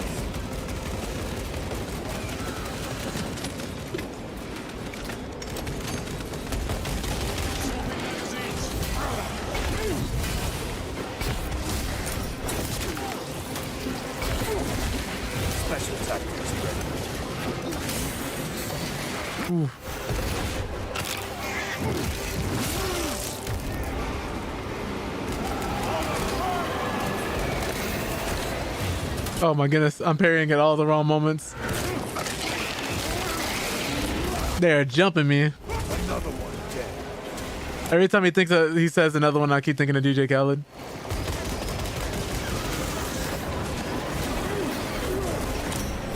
Yeah, I gotta work on my timing with them. Gargoyles attacking the chains.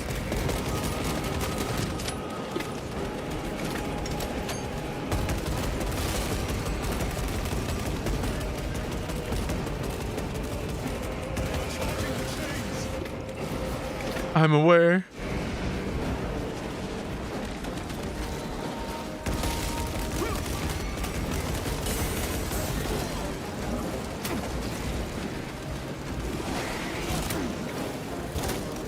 Oh, I no longer have the plasma pistol anymore. Forgot to switch it out. I should get that back.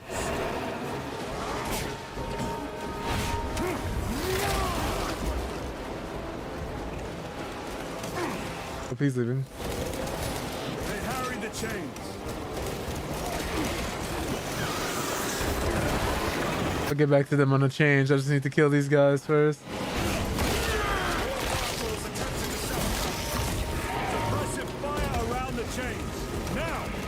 Oh yeah, that chain integrity is dropping really quickly.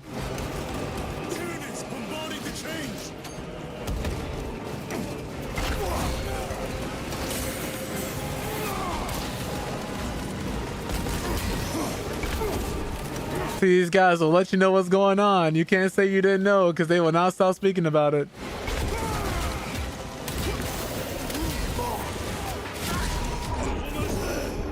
Getting right back up.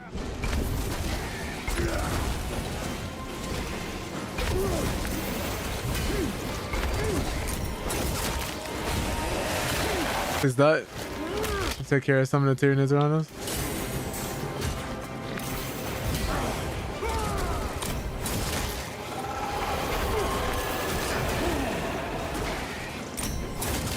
Oh, now you die.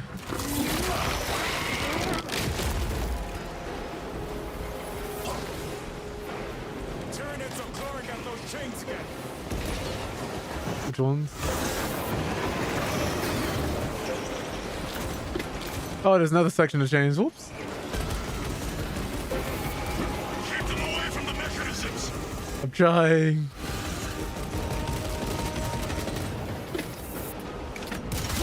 Oh my god.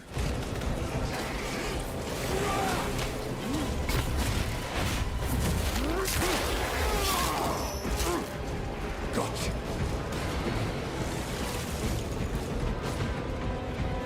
Definitely taking that plasma pistol back. Yeesh. I have to reload. The Emperor protects. I think we're fine now, right?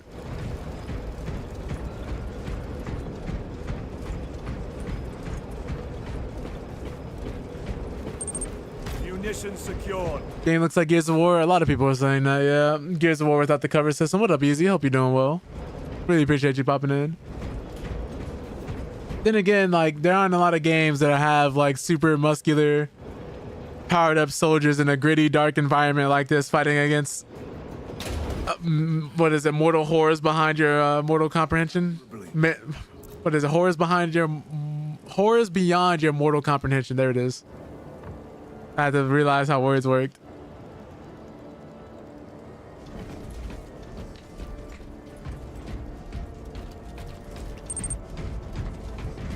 Yeah, guns, chainsaws, lancers, hammer of dawn being exterminator strikes. It's just, that door. You know. Ventilation tunnels. Checking. One floor down. I know Warhammer as an IP has been around for almost as long or just as long as D&D has. And I know, like, gaming-wise, I wouldn't be surprised if they said Gears of War, like, the third-person over-the-shoulder action inspired them for how Space Marine works. Have you ever faced the... But with the swarm system of, like, games like World War Z, because the same studio that made World War Z made this game. Your brother. And quite a few other games. They're also working on the Avatar The Last Airbender AAA RPG with another company. To have words with those traitors. My blood rages at the thought of them. They'll be counting on your hatred. Like, you got different alien races. You have a whole religious zealotry like style with the whole mankind. So basically everybody's worshiping the God Emperor, who was somebody who had a whole bunch of unification wars to unite the planet together. Through here, brothers. So that everybody on humanity is normally flying underneath one flag, one banner. The Adeptus Mechanicus. But there's still entire planets that will rebel against the Imperium, and they'll have to go and quell that. Like, there's a lot of lore here. There's a whole giant war that influenced everything that happened more than 10 to 30,000 years ago. A lot of stuff that's happening in this verse. Every crevice. How far to the cogitator? With no direct route. Yeah, right. That heavy on the if done right part. Heavy on the if done right part. We've seen too many Avatar games that were buns. We deserve better. They're plotting something. What plotting could these insects be capable of? These are mere drones. Then what guides them? A worthy adversary. Like how everything he said was just super cryptic. Tech corridor hive segmentum 19K21D / senior tech priest 101010-S cycle overflow uplink self to network Oh man. neural verification code 101010. A plasma rifle? Fire blaster, melter rifle. Let me get this other one. I don't think I've used the pyre blaster. But keep in mind, also easy, one of these guys are between 8 to 10 feet tall. And that's on the shorter side for them. Look for a nearby access terminal. The machine's Second heart, second pair of lungs. researching now. They can spit acid. There's a bunch of different things they can do. Yeah, out of their suits. What happened? Out of suits. Must be the reset. They have extra organs and stuff that they have to go through. They can turn off parts of their brain Wolves. Ready. at will to stop themselves from needing to sleep. They can go without food and water for quite a long time. They actually live for a long time too. The character replaying has been alive for 400 years. They can also eat you to gain your memories and your knowledge. And each chapter, depending on which chapter you're from, determines on what your actual abilities are. There's universal abilities that everybody gets, and then there's chapter-specific abilities that come with their own mutations that are good or bad depending on the type of person you are.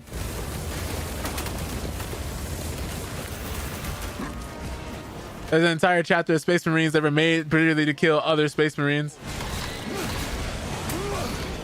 Lot of different things of Warhammer lore.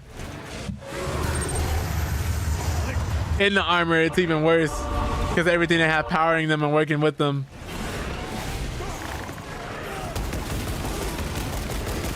These guns that they were using are bigger than a normal person.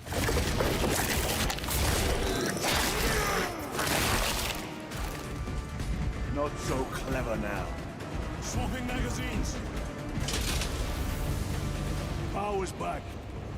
Like if I find a regular human being, you'll see the scale. But like these guys, this armor, these suits, yeah, like they come out of this armor. They're huge. They're walking tanks. They can move like they're our size. Stronger, smarter, faster. Their emotions are suppressed, so they don't have that holding them down. This way. Like this gun that's in my hands, Here, brothers. way bigger than a regular person. A regular person wouldn't be able to hold this. Wouldn't be able to really fire it either without blowing their whole back out. Like, look at this. If he's 8 to 10 feet tall, you see how big this gun is in his hands? Heavy resistance. They wish to interfere with our objective. Our objective is of no concern. Think about how big it would be in a regular person's hands.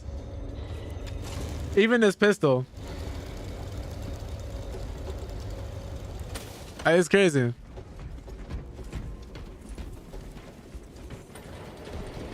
Need to reload.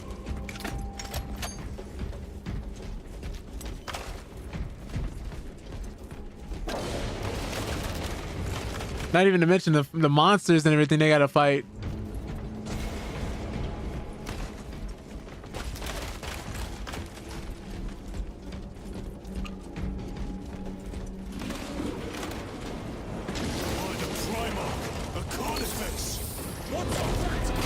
Oh god. Like this thing is like not much bigger than him. Like it is, but it ain't.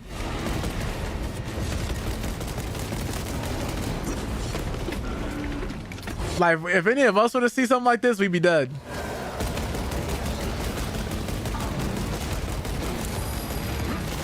Why is it purely going for me? Aggro is crazy.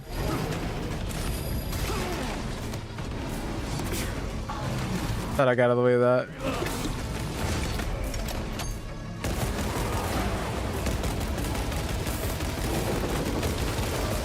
Oh my god, he's shooting at me. Yeah, the enemy they're going against has the ability to evolve themselves over time as well. So like picture going against somebody and you're using a gun and you start killing a few of them, right? And then as you're fighting them hours and hours later, or even sometimes minutes later, all of a sudden they're immediately invincible to guns. Like that same bullet caliber, you can't use it against them anymore. Let me ban this person. You know the rules.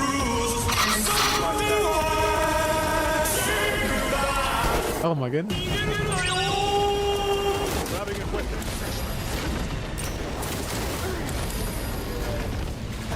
Oh my goodness. Bruh.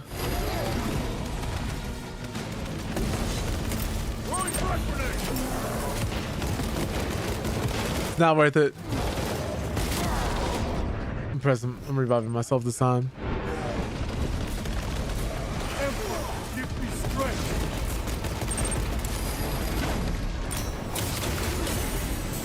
That is crazy. Normally this wouldn't be as bad because I wouldn't be initially targeted by myself, by one creature.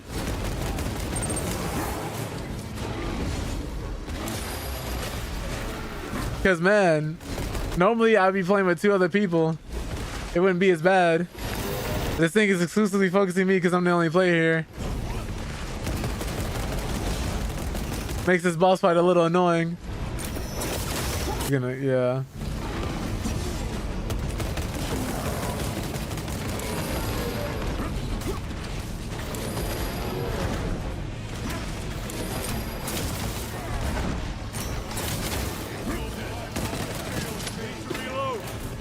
I have 10 bullets left. What? Oh no. Was not expecting that. He hasn't done that yet. Alright, we're going in for this one.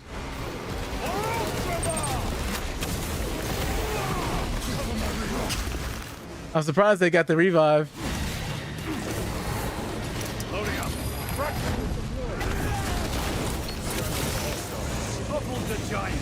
There's also executions and stuff they have in this game. That's crazy. It's never been that bad when I'm playing with other people.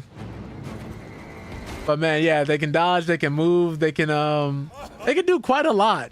They can do quite a lot. Jump really far, the strength is unbelievable. Like even from a physical standpoint, there's a lot they can do and they're smart. That was sport. Well, I am glad to share in the glory of this kill.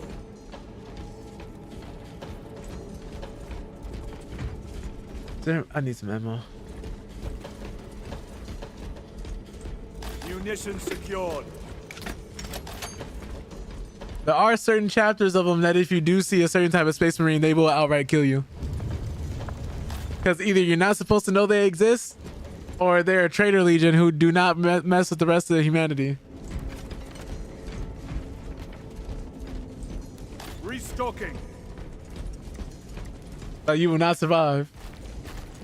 Everything in here is futuristic, but also the dark ages at the same time. Because there's a bunch of technology nobody knows how to use anymore. From another system. There's a bunch of technology where only certain people that are alive have any idea how it works. Like for instance, there's I forgot what type of vehicle it is, but there's a type of vehicle that they use in here where they keep it on 24/7, 365 and never turn them off because nobody knows if you turn one off if you can turn it back on again. So they have them constantly moving in like a small pin. Because that's just how much technology's been lost in this era.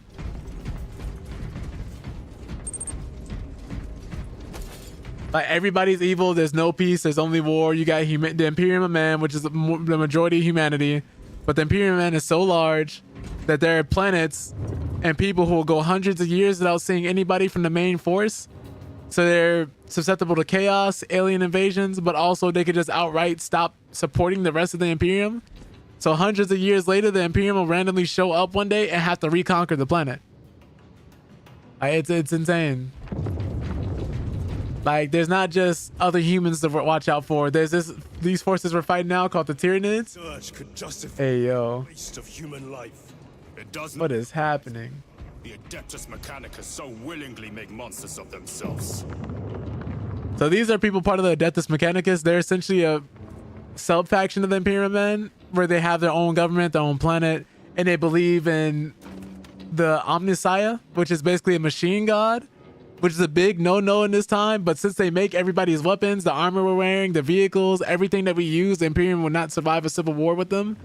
So the compromise they have to make in public is that the Emperor of Mankind, which is the people that we serve, the person we serve right now, that all humanity serves, that gives us warp travel, that gave us the abilities to like use all these different weapons and armor and everything. He's the one who made the Space Marines. He made the Primarchs, which are the ones the Space Marines answer to.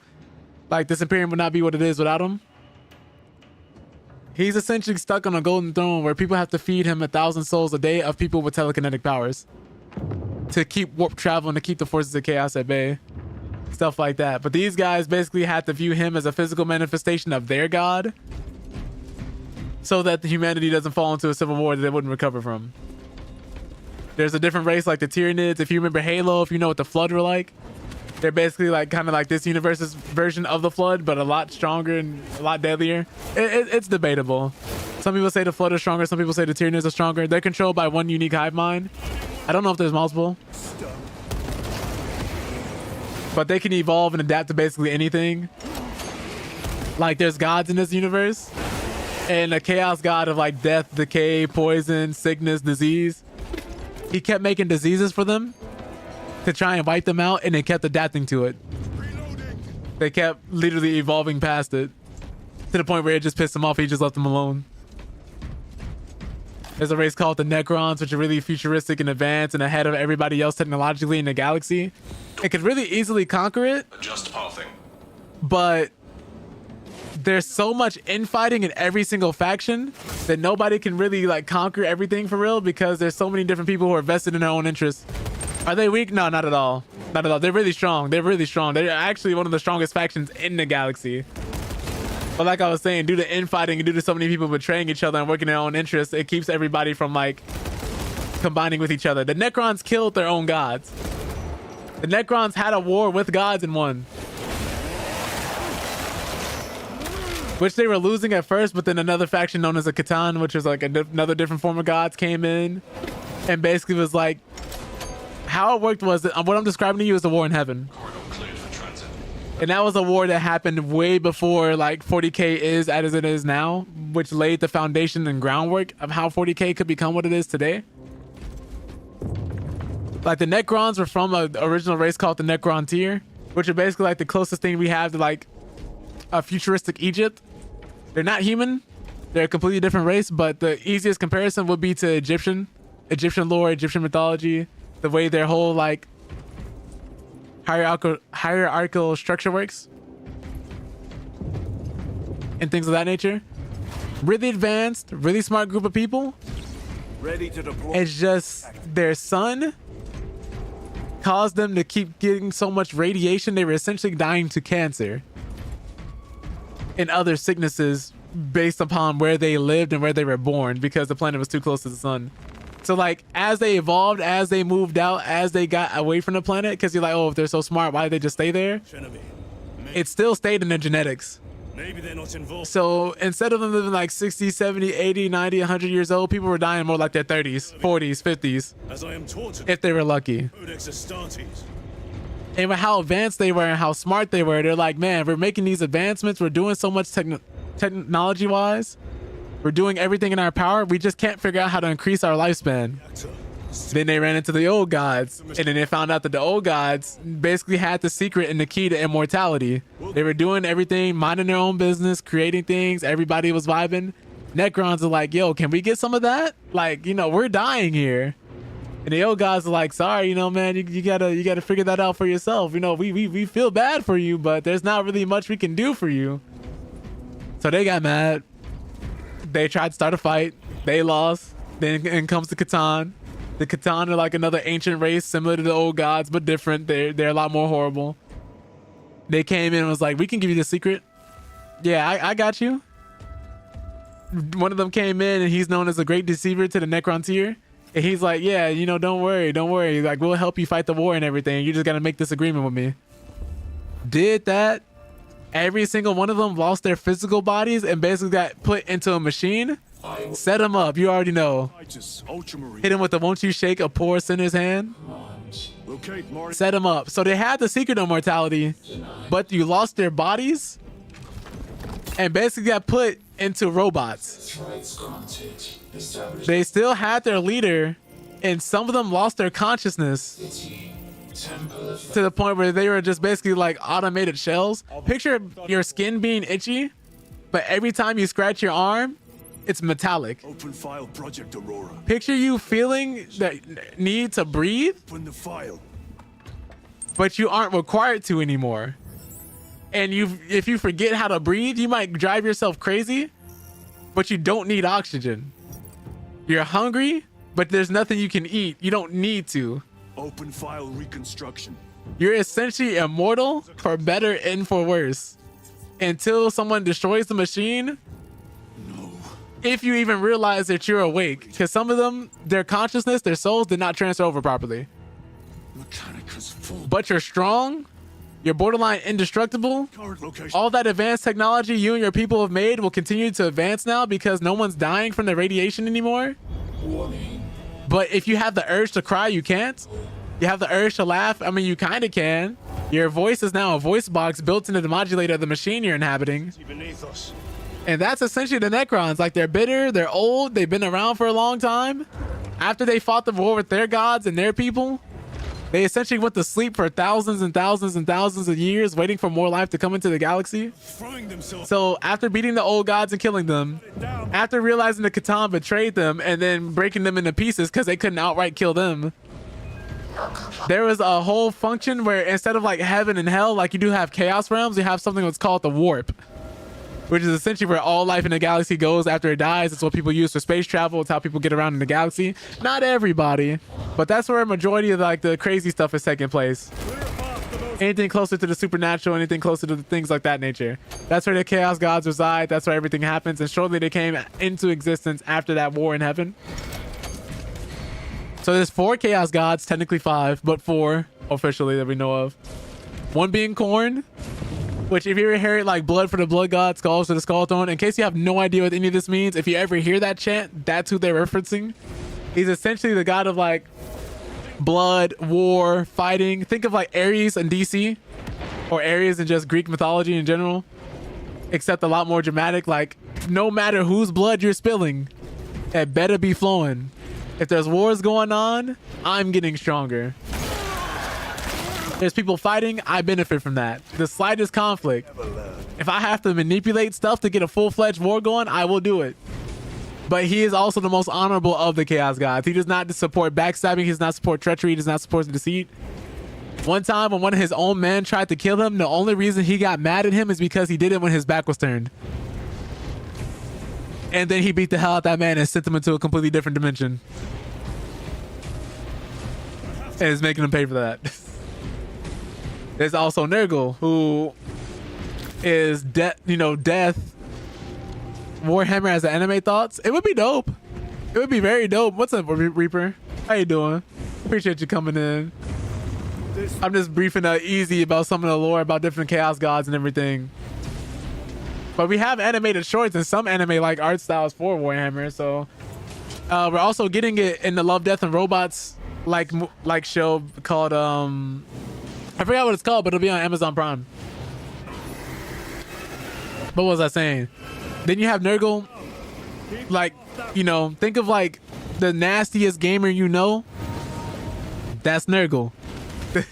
He's also the one who is the nicest to his followers. Like the moment you follow him, you stink. You stink, you're rotting, your flesh is decaying. You're literally just you're literally just dying, just smelling awful. Literally to the point where whole entire armies and people have been subdued by just smelling you before you could get there. Nastiest gamer you know times infinity, yeah. Like all the stereotypes people are making about Smash players, tenfold. Gamer miss, like just disgusting. If you had one person sit in his gamer chair and never got up a day in his life, it's Nurgle. Views his diseases and stuff that he makes for everybody else in the galaxy as gifts. Santa Claus in the worst way. Like he will treat you well as the Chaos God could. But like everybody has their negativities to him. Everybody has their positivities to him. Like, you know, he's really tight-knit with his followers. He treats them well. A lot of them are really happy. Even though, you know, their little jaws will be falling off. Like, picture catching rigor mortis times infinity. Anything negative you can think about how a person smells, a disease you can catch, he makes diseases for fun. It just sends them out into the world. He has a whole garden where he just does this. A cauldron the size of a galaxy, just making diseases and just sending them out. Puppies being born to be depressed, right? Like oh man, that's a thing too. He has these different animals that just want to play and, you know, have fun with humans, but they're so big they don't realize how big they are, so they start crushing them. Picture like a Great Dane or like a giant Rottweiler who you let sit on your lap as a puppy, but they kept growing and growing and growing and growing to the size of a house, but they still want to sit on your lap and they stink. And then like these diseases are nothing to scoff at either. Like if you've never smelled like a dead body, or picture what a dead body would smell like, but worse. Picture being able to smell someone for 50 miles away. And you have somebody in Nurgle's army. Boils on your body. Just, you know, you get the point. Then there's another one called Tzeentch, who, you know, chaos god of, like, I believe knowledge, if I remember correctly, Reaper, right? Like, will do anything he seeks to claim it, but also believes in things like change, moving forward, not staying stuck in the past, things of that nature. Always like innovating in some way, shape, or form, always seeking to find like the next piece of technology or knowledge just in general. Like all these guys are evil, don't get me wrong, but all of them, just as evil as they are, also represent something positive, as weird as that sounds. Like then there's Slaanesh, sex, drugs, and rock and roll. Essentially, that's one of the chaos gods who was birthed into existence by a whole race of people being degenerates. Just outright being degenerates. We're talking sex, we're talking torture, we're talking nihilism, like nihilism. Just because they had nothing better to do. A bunch of people who were too rich, who had no war to fight, no conflict, sat in peace, were at the technological peak of their people. Because they were made when a war in heaven was being fought, that old war between the Necrons and their gods we were talking about earlier. Yeah, they were brought to fight that war. But after the old gods died and everything happened and the Necrons went to sleep, they fought one war with the Korks, which are essentially like a stronger version of orcs. Picture orcs with psychic powers, and they were the size of Space Marines, but just as technologically advanced and were aware of their psychic abilities. And then you have them. They were fighting the Eldar, and then they were slowly but surely, I want to say close to wiped out, but not fully wiped out. But essentially after the Necrons went to sleep, the old ones died, the Korks were dealt with, the Eldar didn't have a war to fight. So they, you know, just started exploring the interests and became more and more like degenerates as time went on. Like keep in mind, no struggle, no strife, nothing to do. You can only play Call of Duty so many times, right? You can only go out to have fun with your friends so many times. The economy's prospering. You literally have nothing to do. So essentially their whole culture, except for a small subsection of people who left and stayed with the old ways, became more and more like Diddy. Activate those controls now. Picture just a complete race of Diddies running around. And nobody's telling anybody no. That's essentially what the Eldar did. Yeah, a whole race of Diddies. Just running around, can do anything they want to do. Nobody to stop them. And you can see why this happened. Chaos God Slanesh came into birth due to the generations and generations and generations of people just doing the worst degenerate things to each other. Can't stop, won't stop. You know? You know, just like that. The smell of burnt ichor is enough. We have what we came for. Just like that. Move to the extraction zone. Asking each other who their top 5 rappers of all time are. Dylon. Every time. And then it literally got so bad when the Chaos God formed, she swallowed 80 to 90% of their entire, well, I should say they swallowed 80 to 90% of the entire population of that singular race. And now whenever any of them died, they get their soul sent straight to them because they're the ones who birthed them into existence. It's gotten so bad the other ones who didn't even have anything to do with it were in danger as well. And as a precaution, they have to put their souls in little gems to keep that god from swallowing them when they die. What makes it even worse is there's a whole subsection of them that figured out as long as we keep torturing and maiming people and doing what this god agrees with, they won't swallow our souls.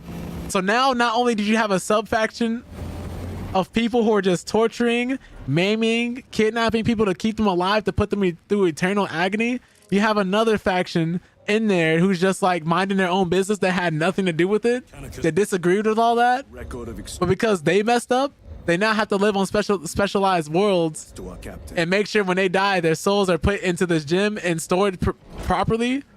Otherwise, it gets swallowed and sent to the warp by that god. Tactical overlay of the city. Captain. A minute. Soul gone. Existence is gone. We stopped. What? If they trigger the Just awful. Just awful. And that's essentially the 4 Chaos Gods. Like, keep in mind, the Eldar got this way. They used to be able to summon avatars of their own gods during battle. So to go from there to 80 to 90% of your population being gone to being one of the most technologically advanced races, just gone. The planet. And now, essentially, picture that faction I told you that's going around torturing people as Pinhead and the rest of the Cenobites from Hellraiser. That's essentially their whole aesthetic. Captain, if chaos is here, if they get as a race. on this thing. Enough! I will hear no more on the subject. The lore for this goes deep. There's movies, there's TV shows, there's books. Did you get a location? One of the books a friend of mine bought, called The Infinite and the Divine. Then get down there. Like this right here. Like this is what it looks like. This thing is thick, y'all. Like this thing is thick. Send back to the Inquisition. These books are thick. Tread carefully, brother. This is about 2 people who've been beefing since before their souls got swallowed. These 2 on the front cover have been beefing for hundreds of years. That's how petty the Necrons can get with each other. Since before they killed their own gods. There's quite a few books. Like there's books, there's audio readings, there's stories and YouTube channels completely dedicated to reading it the same way you would catch them in D&D. There's games. There's movies. There's a whole network, a whole streaming service for their TV shows. Tell him he can have a riotous resistance. Just dedicated to Warhammer. Warhammer 40K. That's how big the IP is. And that's also what pisses people off so much because we still do not have an accurate representation of how these battles can go. Like what you're seeing here is an anomaly. There would not be 3 Space Marines sent to fight this threat we are currently facing. Of course, it's like a planet-wide, 40,000, the year the 41st millennium. So that means like, yeah, there was a year 10,000, 20,000, 30,000, and now we're in the 41st millennium. 40,000. It's called the 41st millennium, but it's the year 40,000 and some change, and we're going into the 41st year. Like, if I wanted to show you, since like I'm gonna be ending stream soon here anyway. I can lore dump you guys a little bit before we go.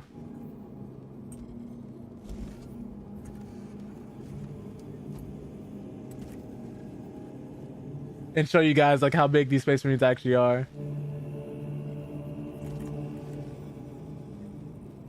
If I can find a better quality of this photo.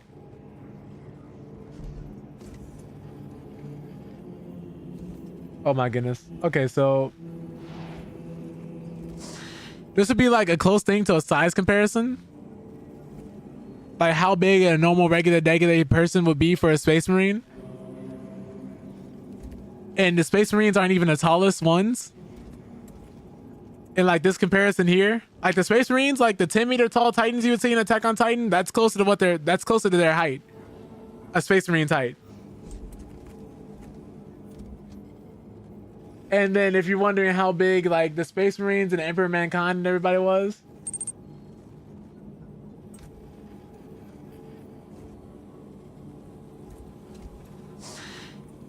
Like this is how big of a size comparison between like these guys. So regular human and Astartes before like, you know, like regular Space Marine. Primaris Space Marine, which is above a regular Space Marine. A Thunder Warrior, which was a bunch of warriors created before the Space Marines were a thing. That the Emperor later like literally like had a genocide against because he's like, oh, in my current world, I can't have y'all running around because they were made for a war. And after that war was over, the Emperor was like, all right, I gotta purge y'all. And essentially started having them killed off. A Custodes, which is basically like the Emperor's royal guard. The Primarchs, which are literally sons made by the Emperor. So these are the closest things to his actual biological sons because they're made with part of his DNA. And his wife, who was immortal and who is currently missing. Like she's a perpetual, and perpetuals in this universe are immortal beings. Like picture like a human, but they'll never die of old age. They can come back after dying to most things and are essentially gonna be around for as long as humanity is around. And then this is how tall the Emperor Mankind is. Nobody knows what the Emperor Mankind actually looks like what his like base form is, because he can change his appearance so much. And most of the time, most people are seeing like how they envision him and how he should look. We have a surgical solution in progress. Let me see if I can find a Boltor a human-sized Boltor. This is how big a Boltor would be for us. The gun that just looks like a regular rifle for a Space Marine, this is how big it would be for us. Like this just made out of like, picture this being made out of the actual metal materials that it's made from. You wouldn't be able to fire this. What the hell is this? It's huge. Like you thought a deagle would snap your wrists? Like these are crazy, bro.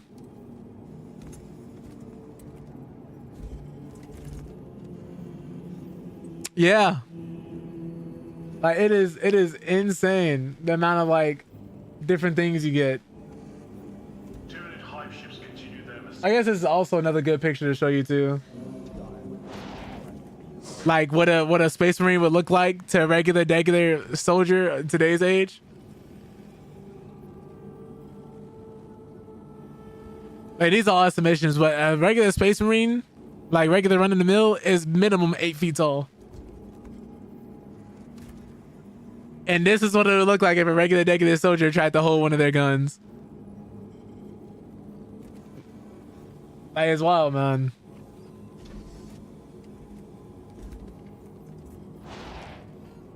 Keep in mind, when you become a Space Marine too, it's actually one of the hardest things to do because you got to get a bunch of different organs implanted into your body and hope that your body doesn't reject the implants.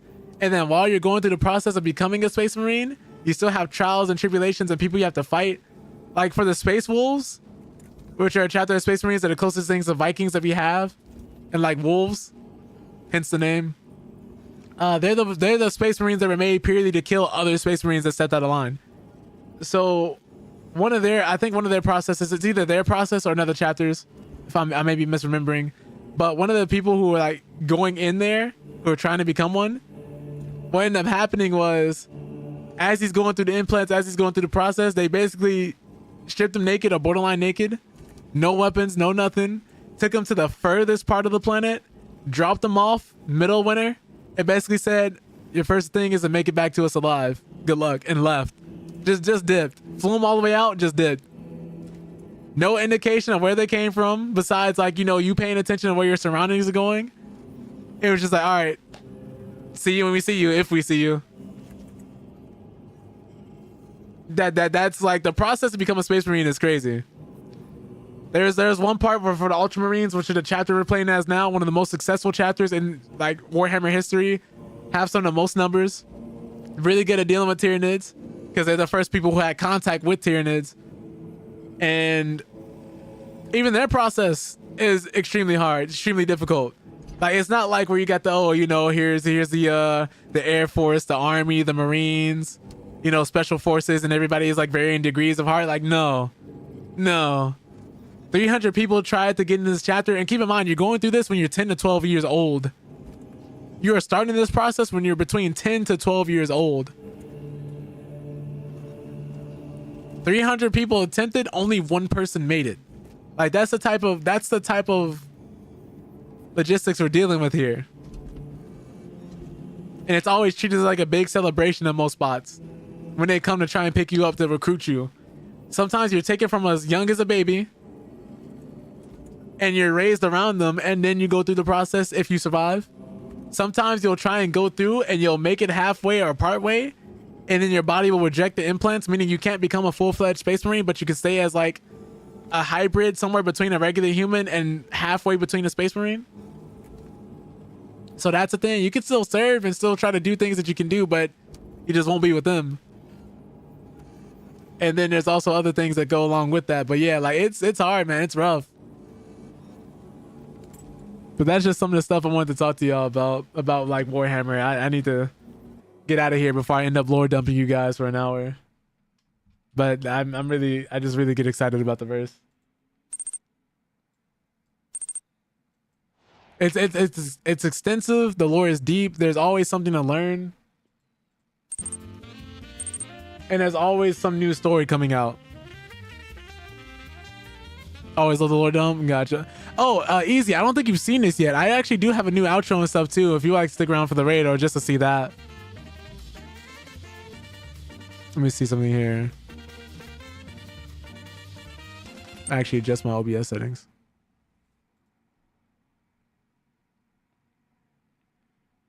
If I can get this to move the right way. But yeah, same thing to you too, Reaper. Thank you for being here as well. All right, yeah. Let me actually see who we're gonna be raiding. Who's online right now? Matsume-san. We got quite a few people. Oh, Jay's on. I gotta give him a raid. We're gonna be raiding him later. It's a charity stream this Sunday too. Okay. All right, yeah. But yeah, so we're gonna be raiding J.Deep. If you guys can show us a little bit highly, I appreciate that. We'll be back Monday with more Tekken or some type of fighting game. Or maybe I might mix it up, but more than likely look forward to Tekken. I've been learning Heihachi. It's been really fun. But yeah, with that all being said, I hope you guys have a wonderful day and or night. You're all wonderful people. And here's the end.